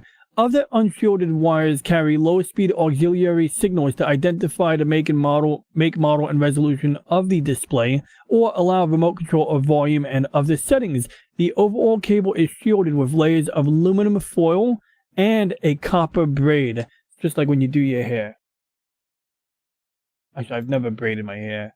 And then these are LED filament bulbs, which I'm not going to go down this rabbit hole right now. But anyway, thank you, some person. That was cool. I will bookmark that. That sounds fun, some person. Gel. Did I say the word gel? Or were we talking about gel-coated cable? I can tell you about gel-coated cable. I have some hooked up to my telescope. So it's like basically a heavy-duty version of this type of cable. It's a bit thicker. It's got some shielding on it. And yeah, it's got some like paraffin wax. So if, let's say, you hit the Ethernet cable with a lawnmower, the paraffin wax will still allow it to be water resistant, basically, or almost waterproof. So it's pretty cool having gel coated cable. Rossmann approves of all the flux. Yeah, thanks to Rossmann. That's why I had trouble doing my Nintendo 64 mod. I put so much flux on it like Rossmann did. And I discovered that even though flux doesn't conduct electricity, it kind of does. Trust me on this.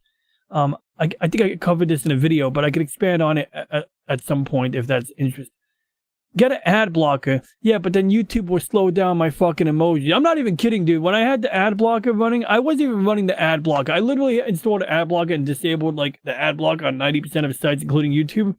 And when I went to click on the emoji button, you know when you're in YouTube chat, Peter Venkman fan site, and you click on this button over here, and then it gives you like the little, buttons, and then you click on, these to see the different emojis.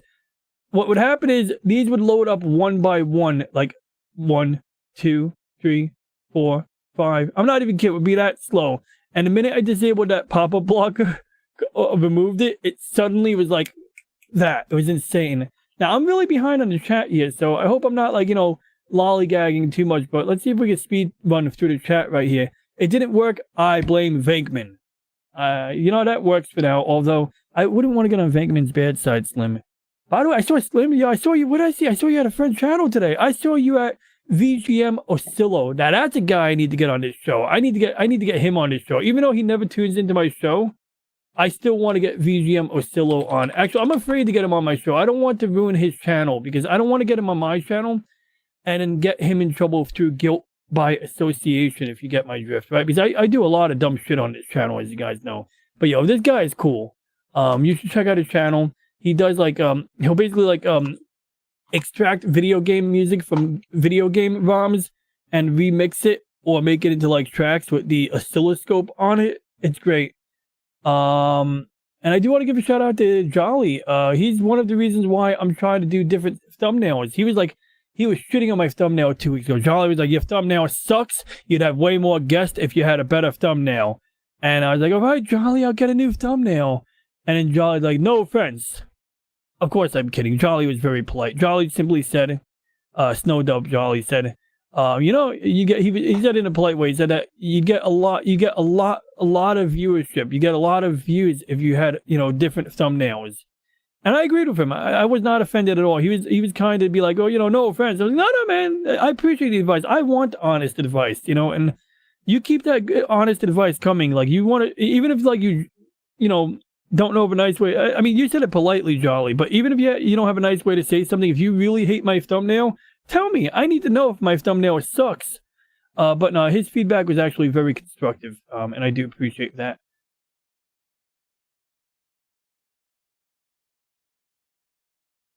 Just open the lock and get the smell of burnt bacon. That cold welding is the crap you got to deal with in space. Oh yeah, that's true. That's why the Galileo space probe got effed up. Remember Galileo? Let's see if we can find the Galileo antenna.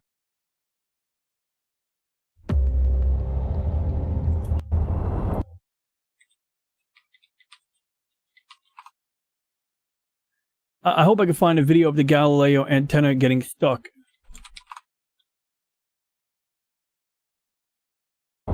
Galileo certainly was the most problem-plagued interplanet. Harder, hit it a few times.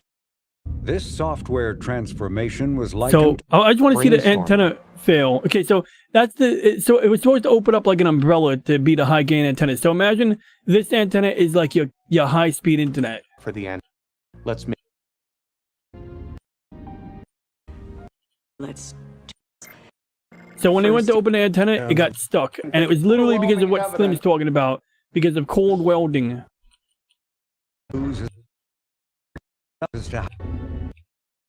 Had its first crisis. The spacecraft's main antenna had refused to deploy, putting the entire mission in It jeopardy. refused to deploy. That's some wording. We have overwhelming evidence.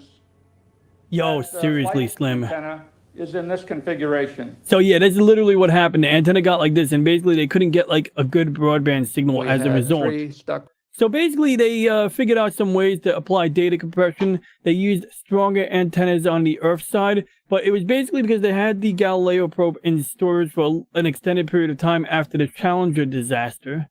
And so by the time they got into space, it basically welded itself somehow through stiction, as we call it in the hard drive industries. Now, if my spokes, I've damaged my spokes before, that's just an opportunity to buy a new rim, Slim. Oh, that rhymes. But seriously, that's an opportunity to buy new rims. And luckily, I haven't broken an expensive rim, only the cheap ones so far. It was fine. Truck, mostly, I'm glad you were okay from that. Cost a bunch of money to get it out of the impound. Lost a terrible job going to court. Shrugs. Lost a terrible job. That's good. At least it was a terrible job. Hammerhead is pretty knowledgeable about that, working on some of his own stuff. Yeah, I'm really behind in chat, yo. Could have been a retired IBM person, just told a machinist. Be a duck. Be a duck. Yeah, man. Feel free to post a link to your stuff. Are you a mod? I think you're a mod. I can't see the wrench right now from this particular view. I'm looking at you like here right now. I don't see a wrench, but you know, if you want to post any duck related content or any content, feel free today. Especially as we're getting into the home stretch right now. Yeah, layered PCBs are pretty complex. And look, Snowdub dropped his message like 10 minutes ago. What up, Snow? Good to see you, man. Yeah, there are indeed different types of HDMI cables. Basically, ones that make money and ones that gouge you. Or is that like a haiku? We can make a haiku out of that. It would be nature-based. I think level 1 text was testing cables, maybe LTT. I believe so. Nerd fact, hardness of hair or nails is roughly equivalent to copper. I did not know that. Copper is pretty soft, actually. So I got some solid copper-clad cable right here. Like, this is actually solid copper. This stuff... Oh, oops, I'm not on camera. This copper is like that's like straight copper. This isn't even braided. This is actual, like, solid core. And, you know, copper is pretty soft, like the Statue of Liberty. That's why they hammered out the dents on it. Tell James why he needs to be a duck.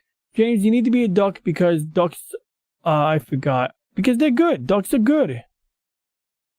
And because it's a calm, cool lifestyle. And ducks are going to take over the world. They spawn on their own. If you have the duck game, you'll know what I'm talking about.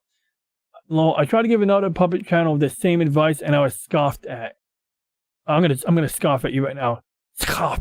How do you scoff? Like, what is scoffing? Scoff. Like, it's like one of those things. Like, I remember I used to read comic books, and when they said "come on," it would be like "Simon," and I'm like, you know, certain things don't translate from print, but I know scoffing is like a sound, like sort of like the Japanese girl from Shin Godzilla. Like, you know, this girl here. Thank you. Oh, that's almost like a scoff. Oh. Thank you. Thank you. Thank you. Oh. Thank you. Thank you. Oh, the volume's not loud enough. Let me make that louder. I'm sorry. Thank you. I thought I froze there. Ice, baby. Dung, dung, dung, dung, dung, dung. Yeah, so is that recently? I did hear some good news about the Voyager probe. That was some interesting stuff right there. I gotta look into that still. Maybe I'll cover that next week. Making people your puppets is hard, Snow Dub. People gonna be people, Snow Dub. People, what? Yeah, how far behind? Okay, good. We're almost caught up with the chat. I'm sorry I was so behind, guys. I mean, I know I'm not obligated to read the whole chat, but, you know, might as well. Well, oh shit, it's 12:24. Let's get going. Speaking of dogs, I have a friend that was living just down at the end of my apartment complex. He was trying to cool off into the heat and got a little kiddie pool outside to dip his feet in. Aww. I walked by and said, "You're missing the rubber ducks." Hell yeah. You're not wrong. Yeah, I know, Peter Venkman. Definitely done trying to help. Yeah, you know, look, you give the advice, people can take it or leave it, right? But I dig what you're coming from, bro. He asked if I had any rubber ducks that I can loan. Scoff. Or once again. Thank you. Oh. Thank you. Thank you. Scoff. All right, we're really caught up this time. I'm truly caught up. The response I got from him when I dropped off live rubber Dachshund little tiny... Wait. The response I got from him when I dropped off 5 rubber Dachshund little tiny pool was fantastic. Little tiny pool toys? Pool toys? I'm guessing they're pool toys. That's cool. Dachshunds are really lovely. How do I spell that? D-A-C-H-S pool toy. Let's see if we can find a Dachshund pool toy. Oh yeah, it's like the hot dog. Look at that. Look at, oh, that's a beautiful Dachshund right there. Can you drop over Dachshund? The Dachshund is wearing blue, right? Can you send me one? I mean, oh, this is a Dachshund. Oh, never mind. I thought this was a Dachshund. I was getting excited for a minute there. But no, jokes aside, that is, Dachshunds are hilarious. Especially, look at this one here. How cute is that? It's like, I mean, that thing's got back problems, but it's cute. All right, so we're now caught up with chat. So the question is, do I buy myself a $60 Blu-ray drive that might break on me again? Or do I just blow $200 on the fancy Pioneer drive and order it from the guy who does all of the legwork? I'm kind of leaning towards this, but I don't know, man. Like, I could get this right away. This will arrive in the mail very quickly. You know what? I'm going to order the $200 part. I don't know. You know why I decided? Because I don't need to rip Lord of the Rings from Blu-ray this week. I can do that next week. So that's the plan. This week we're going to upscale the Babylon 5 spin-off known as Crusade, as you guys saw me doing earlier when I nearly ruined the stream. So real quick, let's get caught up. When I dropped off, okay. Oh, it was supposed to read when I dropped off rubber ducks. That makes more sense. Because I'm like, rubber Dachshund. I'm like, the frick you do with a rubber Dachshund? You had me so confused, Slim. But rubber ducks makes a lot more sense. Like, see, like, Venkman's all like, Oh, it's cool. I look like the emoji. Another nerd fact. It was a German company that came up with the Datsun brand name, thinking everyone likes Dachshunds. Oh yeah, it sounds familiar, Datsun. Buy a $20 Blu-ray drive. What the hell are you thinking? What do you mean? No. I need a Blu-ray drive that can read 4K discs, Slim. So, $60 is actually a bargain for this. Now, you're right. If I was just looking to rip regular, you know, like, so I got Lord of the Hobbit right over here. This is not a 4K disc. I would agree that $20 Blu-ray drive would be perfectly ample. I have a USB one somewhere that is actually generally used for ripping these types of discs. But for the 4K, UHD, and HDR discs, I need a drive that can be downgraded. I literally need to buy a drive that can record 4K discs, and then I need the ability to downgrade or cross-flash the firmware. So that basically rules out any brand new Pioneer drive, which is a quality product, but useless. The LG drive, on the other hand, seems to, I don't know, I have some questions and concerns about it, but for $60 it was a bargain. So that's why I'm going that route. It's because if you watch the beginning of the show, I'm not even kidding. The very beginning of this show, I go into all kinds of freaking detail on this, Slim. I'm not even kidding. Unless it's supposed to be a PC drive. Then a PC drive, you need the top end and read and everything that you can get. Yeah, so I don't necessarily care about the read speed. You know, don't get me wrong, faster read rates are fine. I don't care if it takes long. I think it takes about an hour and a half, maybe tops, to copy an entire 100 gig disk. I'm okay with that. It takes me longer to run it through the video encoder after the fact. But, you know, you got some points. Like if it was just playback. But, yeah, if you're interested in that topic, you know, hit me up or watch the beginning of this show, or I'm sure I'll cover the topic again in the near future. And that sound vaguely resembles the sounds. Yeah. I'm still buying DVDs from Walmart from the $5 bin, but I have lots of Blu-rays too. Only about maybe 20 to 30 4K so far. Damn, that's still a pretty hefty collection, Jolly. Yeah, so my thing is, whenever I buy a Blu-ray or DVD, and I'm not saying that everyone else should do this. Okay, I don't want to endorse bootlegging or anything like that, but I personally like to maintain backups for my personal collection so that I can stream them in my home or directly to my phone if I want to watch a movie on the bus or while I'm at work. I can stream it from my personal media library. So, you know, instead of me getting off my butt and putting a disc into the player and watching it, I only have to put it in the player once to copy it here. Then I got to, you know, re-encode it, copy it to a network drive, or put it on a device that's hooked up to a TV, whatever I want. And then essentially now I can watch these. I mean, look, there's like 10 discs in the Sequest DSV Blu-ray box set. I don't want to be, look, I might be DJ Ronnie G, I might be a disc jockey, but I don't want to be jockeying discs. Now, as for DVDs, when you copy a DVD on a computer, you know, if they're progressive scan, the picture looks really good. It doesn't take a lot of work to make that look good and to play back on different devices.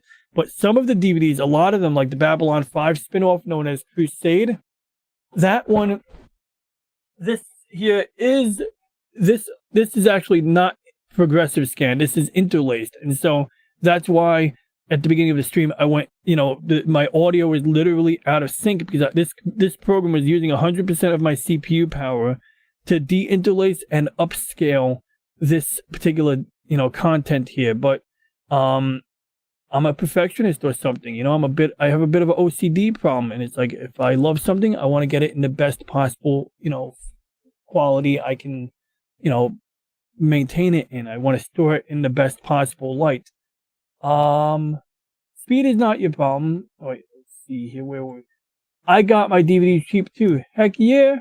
Speed is, yes, not a problem. Being able to read everything is the point. Yeah, exactly. That's exactly right. And if anything, I would investigate like something maybe like a slower drive that has greater longevity, you know? But I think in the long run, what I'm probably going to do is have the $60 LG drive. I'm going to buy another LG drive. I'm going to buy the $200 Pioneer drive. I'm going to maintain both. So if one of the drives has trouble reading certain discs, the other drive will be able to read the disc that drive can't read. So, I mean, realistically, I think I would do like maybe the LG drive and an Asus drive if I want to do it that way. If I buy the Pioneer drive, for what it's going to cost me, I'm not going to be so quick to put a second drive in. You know, if it's going to cost me $200, I'm going to want that to be my go-to. So I got some soul searching to do. No 4Ks. Don't worry. You're just going to be, you know, going blind from watching that anyway. I mean, I'm kidding, but, you know, it's a double-edged sword. Sort of like warehousing the data in my case. I kind of wish you could just let it copy at regular speed to save the drive. Those 52x read drives sounded like it was about to either take off or explode the disk. Yeah, that's interesting. And the thing is, with burning disks, oftentimes with a burner, a DVD or CD burner, I did run at slower speeds because the data integrity was better when I recorded at a lower speed. You know, it's just like certain discs, like especially when I was making bootleg Xbox 360 games for my personal use, which I mean, really was a waste of time in my opinion. I found that recording them at too high of a speed was more likely to generate errors, and it was more likely to give me trouble reading the disc on the actual consoles. And sometimes like discs that I burned on one computer would play properly on another computer, but they wouldn't play on another computer properly. And so recording at lower speeds often helped to address that. But I do remember the early 24x times CD and DVD drives where you put a disc in, it would sound like a really loud, like you would hear it, you could feel the vibration emanating from the computer. It was pretty wild. And what I found throughout my life is that most of the cheaper players read more. somehow, unless you're going for some super high-end everything that reads very clearly most of it. Yeah, it's true. I actually don't doubt that at all. And of course, if you go to Chinatown to get a proper region-free player, you're really in good shape. I mean, I haven't needed to buy a region-free DVD player because I've been pretty lucky with the various DVD drives and software suites that I've been using in the past like 15 years. But I know for some people it's like really important. You import some anime and you need to make sure that it will play on your conventional DVD player. So those people buy a region-free player sometimes. I'm roughly around 1,500 movies. You are roughly around 1,500 movies. So hold on. He's not a person. He's 1,500 movies. So Jolly is... Oh, God! I had movies on top of my tower.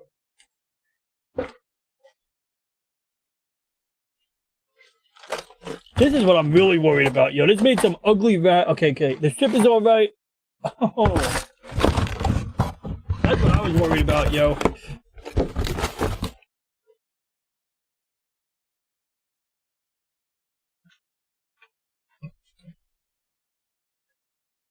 There we go. Got Event Horizon, Liberate, Tooth and May, Exit Ferris. We got Babylon 5. These are the movies. And we got The Hobbit.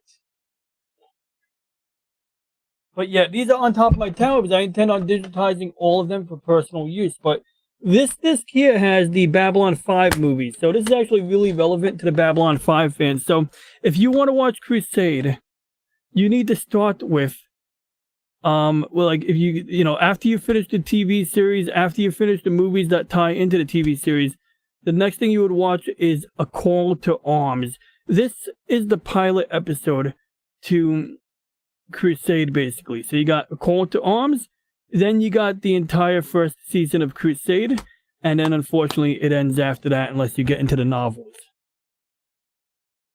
Okay, so anyway, where was my brain just now? I'm sorry for that outburst there, but, you know, I had a little avalanche on top of my computer. As you can imagine, that does get me a little bit, you know, a little bit of my panties in a twist.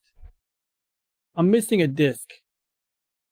Wait, oh, no. Okay, I got it. Turn 8 Gundam. All right, so where's my brain? So anyway, I was going to make a joke about Jolly being made of DVDs. Like, you know, he's like the Pizza Hut, but instead of, you know, maybe I'll draw a picture sometime of somebody who is made like a giant monster made out of DVD discs. That would be kind of cool. But jokes aside, that is a pretty hefty collection there, Jolly.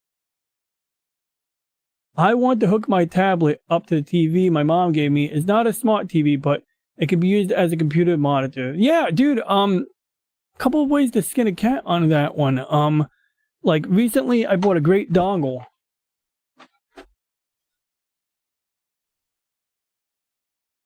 Okay, so what happened was the other day I went to my high school reunion and I was worried that, like, you know, when like you show pictures of your turtles to your classmates, you know, I was worried that I'd accidentally have porn on my phone. So I hooked this up to my phone. See, look, it's a dongle, it has an Ethernet port. It has the HDMI. Oh my God. How did I do that? Oh my God, this is a disgrace. Look at this disgrace here, guys. You're gonna love this. Look how disgraceful that is. How did I fuck that up? Look at that. That's just wrong. That's like not my standard. Look, the thing is, the sheathing is not in there. We're ripping this apart right now. Yeah, like that's a disaster right there, dude. That is not how this is supposed to be done. I gotta recut this now and redo it. I'm not gonna redo it now, but I am gonna cut it so that I remember to redo it tomorrow. All right, anyway, I'm sorry, guys. Where was my brain? Okay, so my point is, I plugged this into the bottom of my Samsung phone, and it gives me an HDMI port that I can plug into my TV. It gives me an Ethernet port so that I don't have to rely on Wi-Fi, and that can sometimes be good for streaming, especially if I'm streaming something from my phone. But most of the time, personally, me, Venkman, most of the time, I use the Chromecast. So I'll just, you know, open up the app on my phone. I'll open up the Amazon app. I'll open up MB. I'll open up even VLC. And then I'll cast it to the Chromecast that's hooked up to my TV, because a Chromecast effectively, you know, enables a non-smart TV to behave like a smart TV. So those are some of the ways that I roll and operate with that. But I do know a lot of people like to hook their phones up to the TV as well, and sometimes that's a good no-nonsense way to bypass a lot of the other things that could go wrong. You know, it's a good way. It could be a good way to bypass other points of failure. So, yeah, you can see it both ways there. Some of those seasons of shows are seasons. So I think that still counts. But I know what you're saying. Yeah, like I think seasons still count as physical discs. But I get you what you're saying, Jolly. Dollar General had the DVD set of Lord of the Rings for $10. A bargain if you haven't made the Blu-ray jump yet. Yeah, that's true. And sometimes they fucking do a Blu-ray release where they mess up the color grading, and sometimes it's either necessary to get an older version on DVD to create a fan edit, or sometimes if you're a purist, sometimes the older version, even if it's lower definition, ends up looking more proper to, you know, people depending on their taste, because sometimes that's how much they mess up the color grading on a newer version, that sometimes it's better to watch the VHS.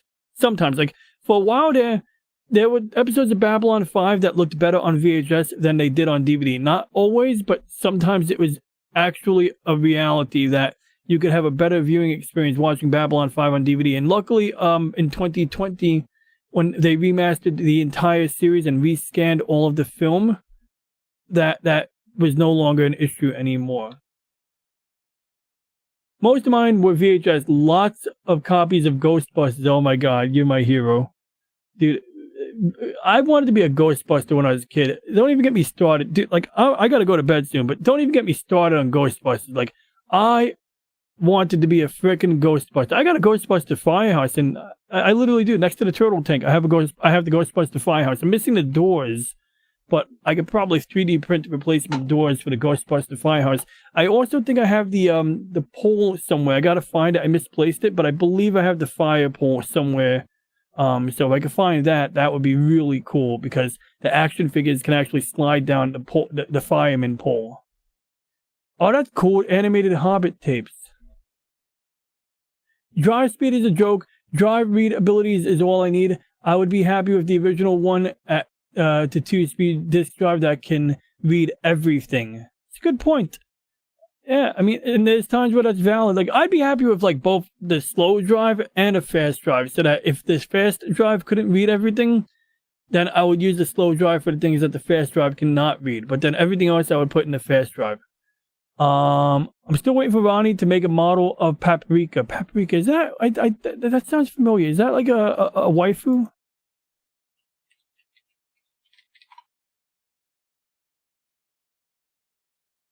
Yeah, I'm not sure. I'll have to investigate that later. My former in-law has more. The mom would buy crap as soon as it came out. Fascinating. Like Full Parade, Pizza Hut, hell yeah. I'm wondering if HDMI to C would work. Yeah, so it could be either way. So I have 3 different adapters, and like as far as I'm aware, only one of my 3 adapters works on the Nintendo Switch. But all 3 adapters work on my phone. If you want, Venkman, during the week I will play around with these, because that is an interesting topic, you know, like an interesting line of experimentation there. And I believe I have another adapter in my drawer here, but here it is. So it's funny, this one actually used to cost me like this was like a $35 or $45 maybe. It was a more expensive adapter.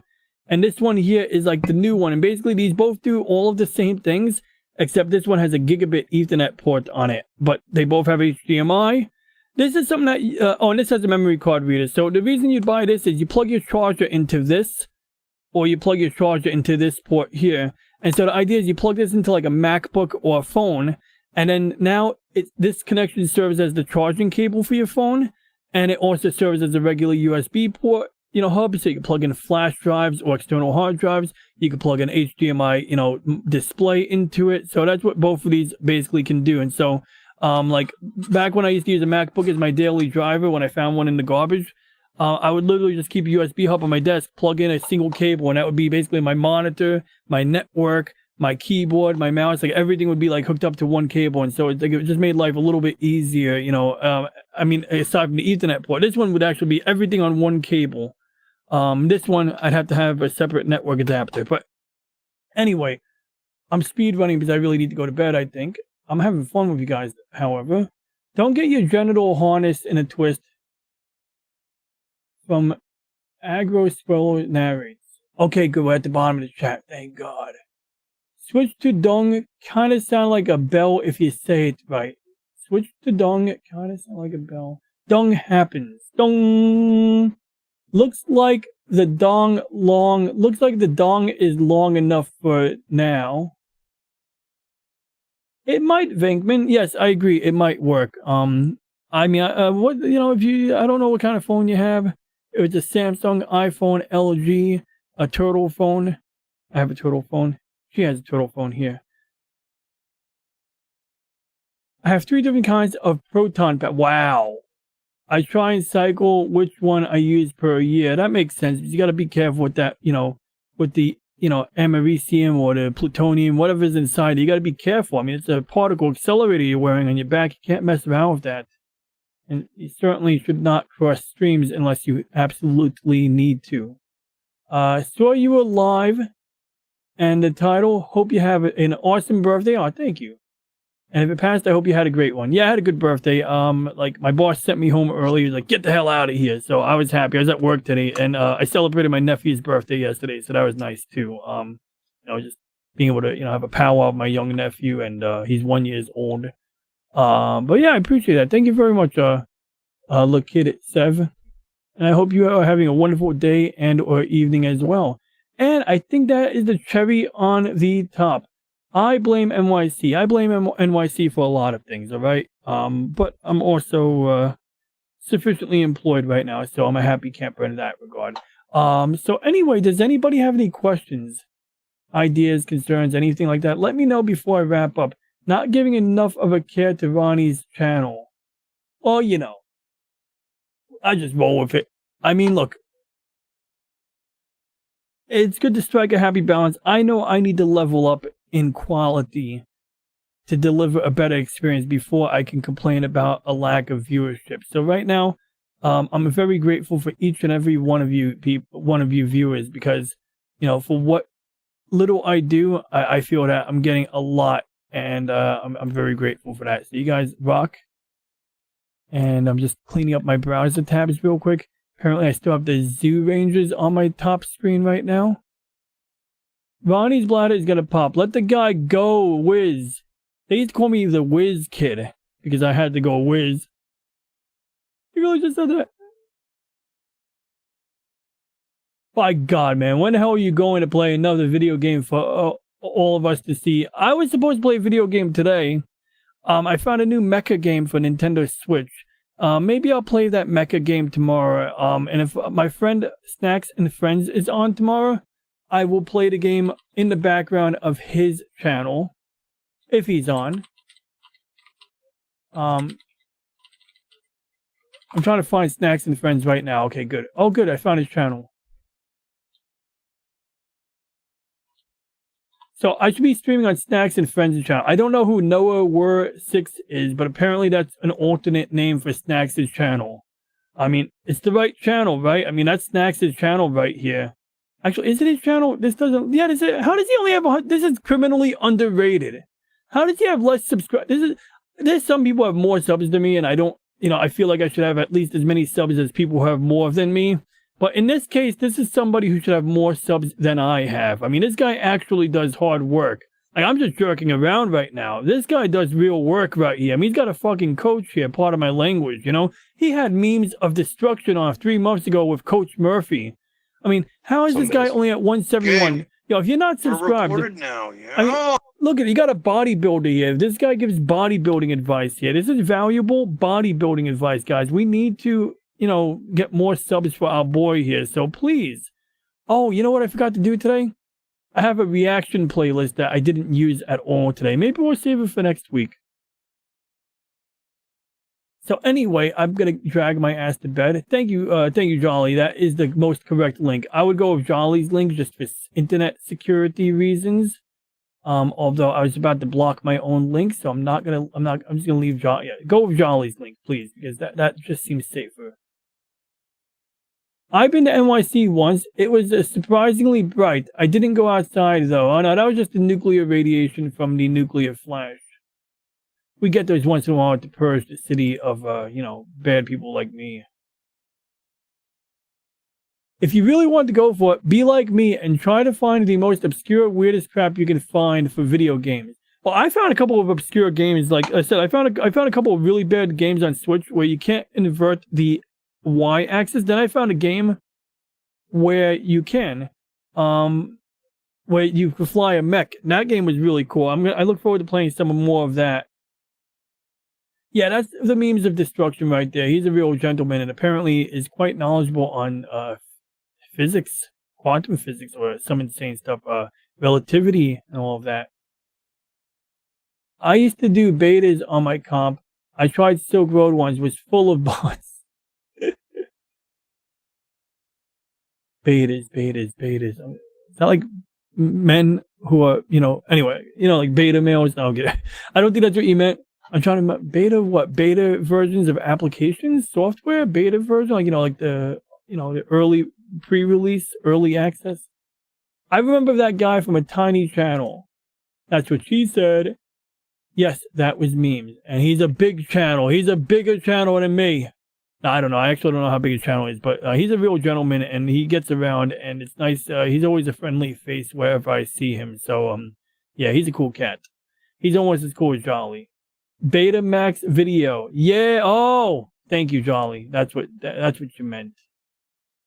Oh, beta testing. Okay, you did mean beta testing.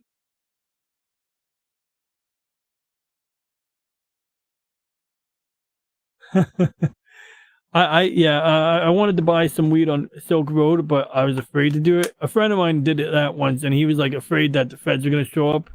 I don't really need to go on Silk Road to do that, but I'm just saying, like, it'd be interesting just for kicks, It's amazing the stuff people order. There's a Reddit page called Research Chemicals. Now that's freaky.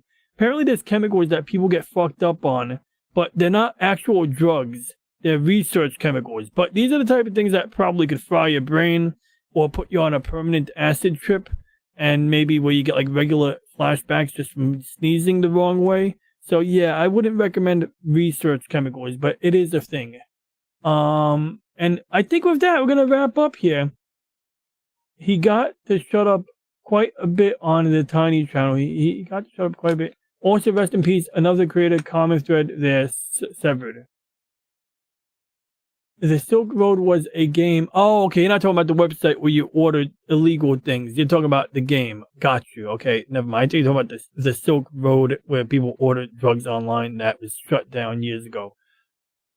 Like games and videos. Yeah, man. Well, I got some obscure stuff. So I'm going to go tuck and roll as John. That's perfect. That is very fitting right there. And you guys should check out Snowdub Music and Porntainment. Okay, that's a bad joke. But jokes aside, you should really check out Jolly's channel. He does have 2 channels, but I recommend checking out his main channel because that is his primary channel. That's, where you can tuck and roll. You can watch maybe, his last show is probably on Snowdub Live.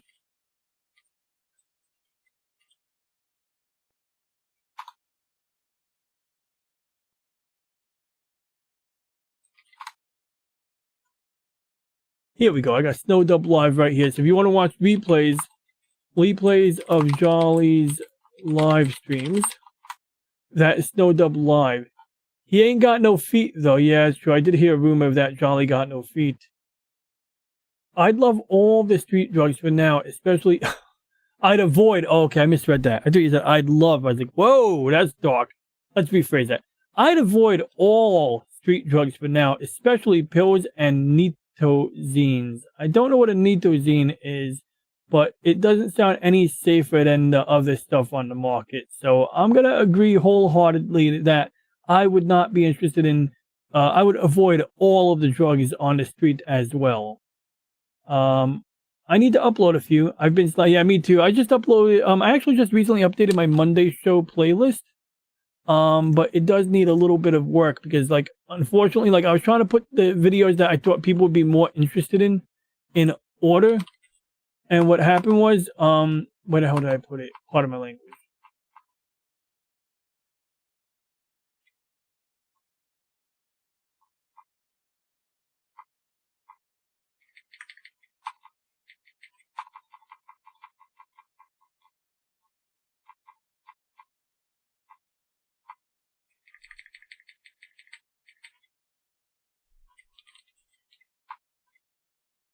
Oh, good, I found it. Okay.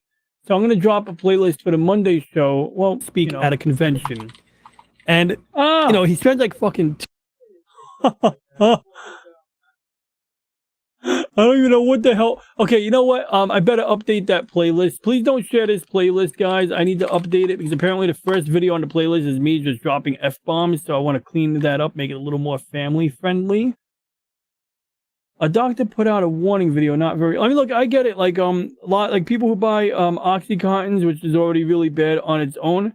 Now you got pressed pills in the market that are rampant, that have fentanyl in them. So it's like highly unpredictable. So yeah, like if, you or anyone you know are addicted to those things, I recommend either getting help or helping yourself. I know none of you people are in that position, but if you are, I wouldn't judge anyway. But, like James says, it is good advice to just avoid the street pills right now, or in general, not just right now, ever, but definitely right now, but also in general. I don't want to put too many qualifiers here. Safety first, guys. It was synthesized like way back. No use was found even for, say, zoo animals. That's no bueno. Oh, okay, that's what a nitozine is. Well, maybe we'll do a reaction stream to videos of people on nitozines next week. Maybe we can find some videos of people on nitozines. Please, if you guys find any videos of people on nitozines, please, post it in the comments and we will maybe react to it next week. Tits and ray guns. Those are like my two favorite things. Tits and ray guns. That is awesome. I like both of those things, tits and ray guns. I really do. And it's a beautiful name. With a beautiful topic. And that's weird. The chat is behind. The chat is behind on the Do you have a channel, Tits and Ray Guns? Because I would check out your content if you have a channel too. Oh, you're on Twitter. Okay, that's why I can't see you right now. Is that on Twitter? I am so confused right now. No, you're on YouTube. That's weird. I don't see you on the YouTube studio chat, Tits and Ray Guns. That's very bizarre. But in any case, if it's all the same, I am very grateful that you're dropping in. So thanks for tuning in with such an awesome name. I don't know why when I go to the chat on my YouTube studio panel, I don't see your channel on here right now. Maybe it's under a different name, but that's kind of inconvenient because I was going to see if you had a channel, click on it, subscribe to it. But I'll have to follow up after the stream is over. But thank you for tuning in. Okay, you don't make content. Good. Then I don't have any obligation to subscribe to anything because you don't. Good. But if you ever do make content, of course, feel free to drop in and let us know. But of course, anybody is welcome here, whether or not you make content. I want drugs that will turn me into an animal, preferably a duck.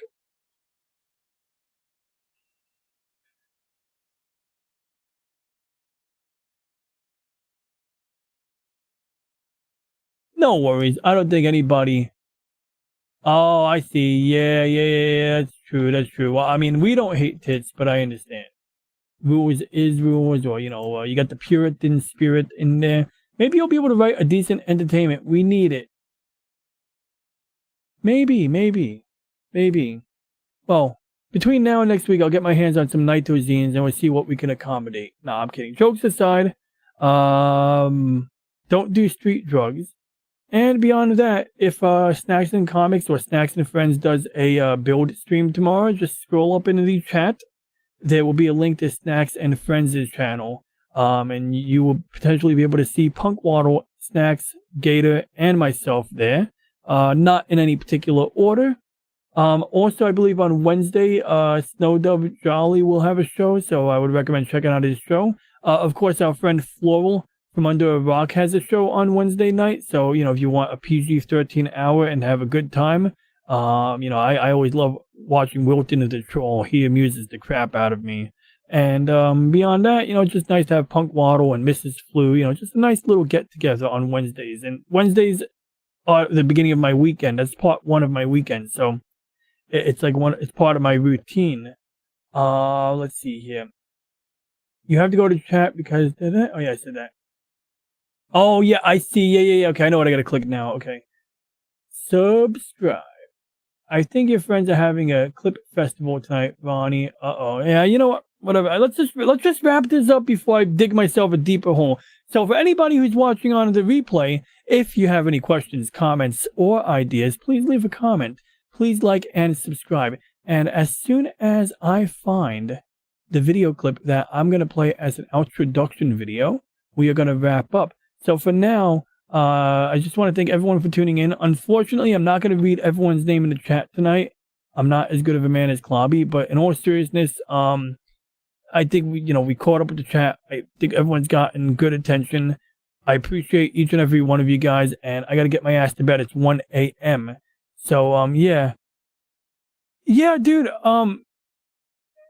That's Howdy ho, Vank. I don't see you since play. Yeah, by the way, Vankman, is playing okay, or is he just taking a break from streaming? I hope he's okay. Maybe he's just busy, but yeah, I was concerned. I was worried that I was either missing Blaine streams or that he stopped streaming. But I hope I see Blaine again soon, even if he just does an occasional, blah blah blah stream, because sometimes his brand of comedy, whether or not he intends on making people laugh, he does have a certain wit that does amuse me. So yeah, it'd be nice. Even though Blaine never tunes into my content, even though when I say what's up, Blaine, he never says what's up to me when he's in other people's channels. But I forgive that because I know he has a nice sports car. And, if I was driving a sports car, I probably wouldn't be replying to messages either. Safety first. But all jokes aside, Vankman, if you hear from Blaine, pass my regards to him. Otherwise, I guess I just keep my eyes on the, the notification thingamajig. Blaine bought a food truck to sell. Are you fucking kidding? I believe that. I believe that. Well, in that case, I wish him luck in his business endeavor. I don't know if you guys are pulling my leg here. I'll find a doctor warning video. Drop in the comments. You can probably delete it or something. I'll look forward to watching that later. And I probably won't delete it, but yeah. Oh, he's on Twitter X. Okay, good. I'll have to find Blaine on Twitter X. Okay, I don't know if he's posting video or pictures of his Japanese food truck. Does that mean I have to go to Seattle if I want to buy Japanese food from Blaine? Does he do mail order? Well, I'll write him a letter. I'll find out if he does mail order. He's like, I would love to order some dry ice and Japanese food from Blaine in Seattle if that's a thing. But he's in Seattle, which is basically Canada. Basically Blaine isn't a part of America that might as well be Canada because they're communists over there. But yeah, no, I'll check it out on Twitter X. Thanks, Vankman. I appreciate that.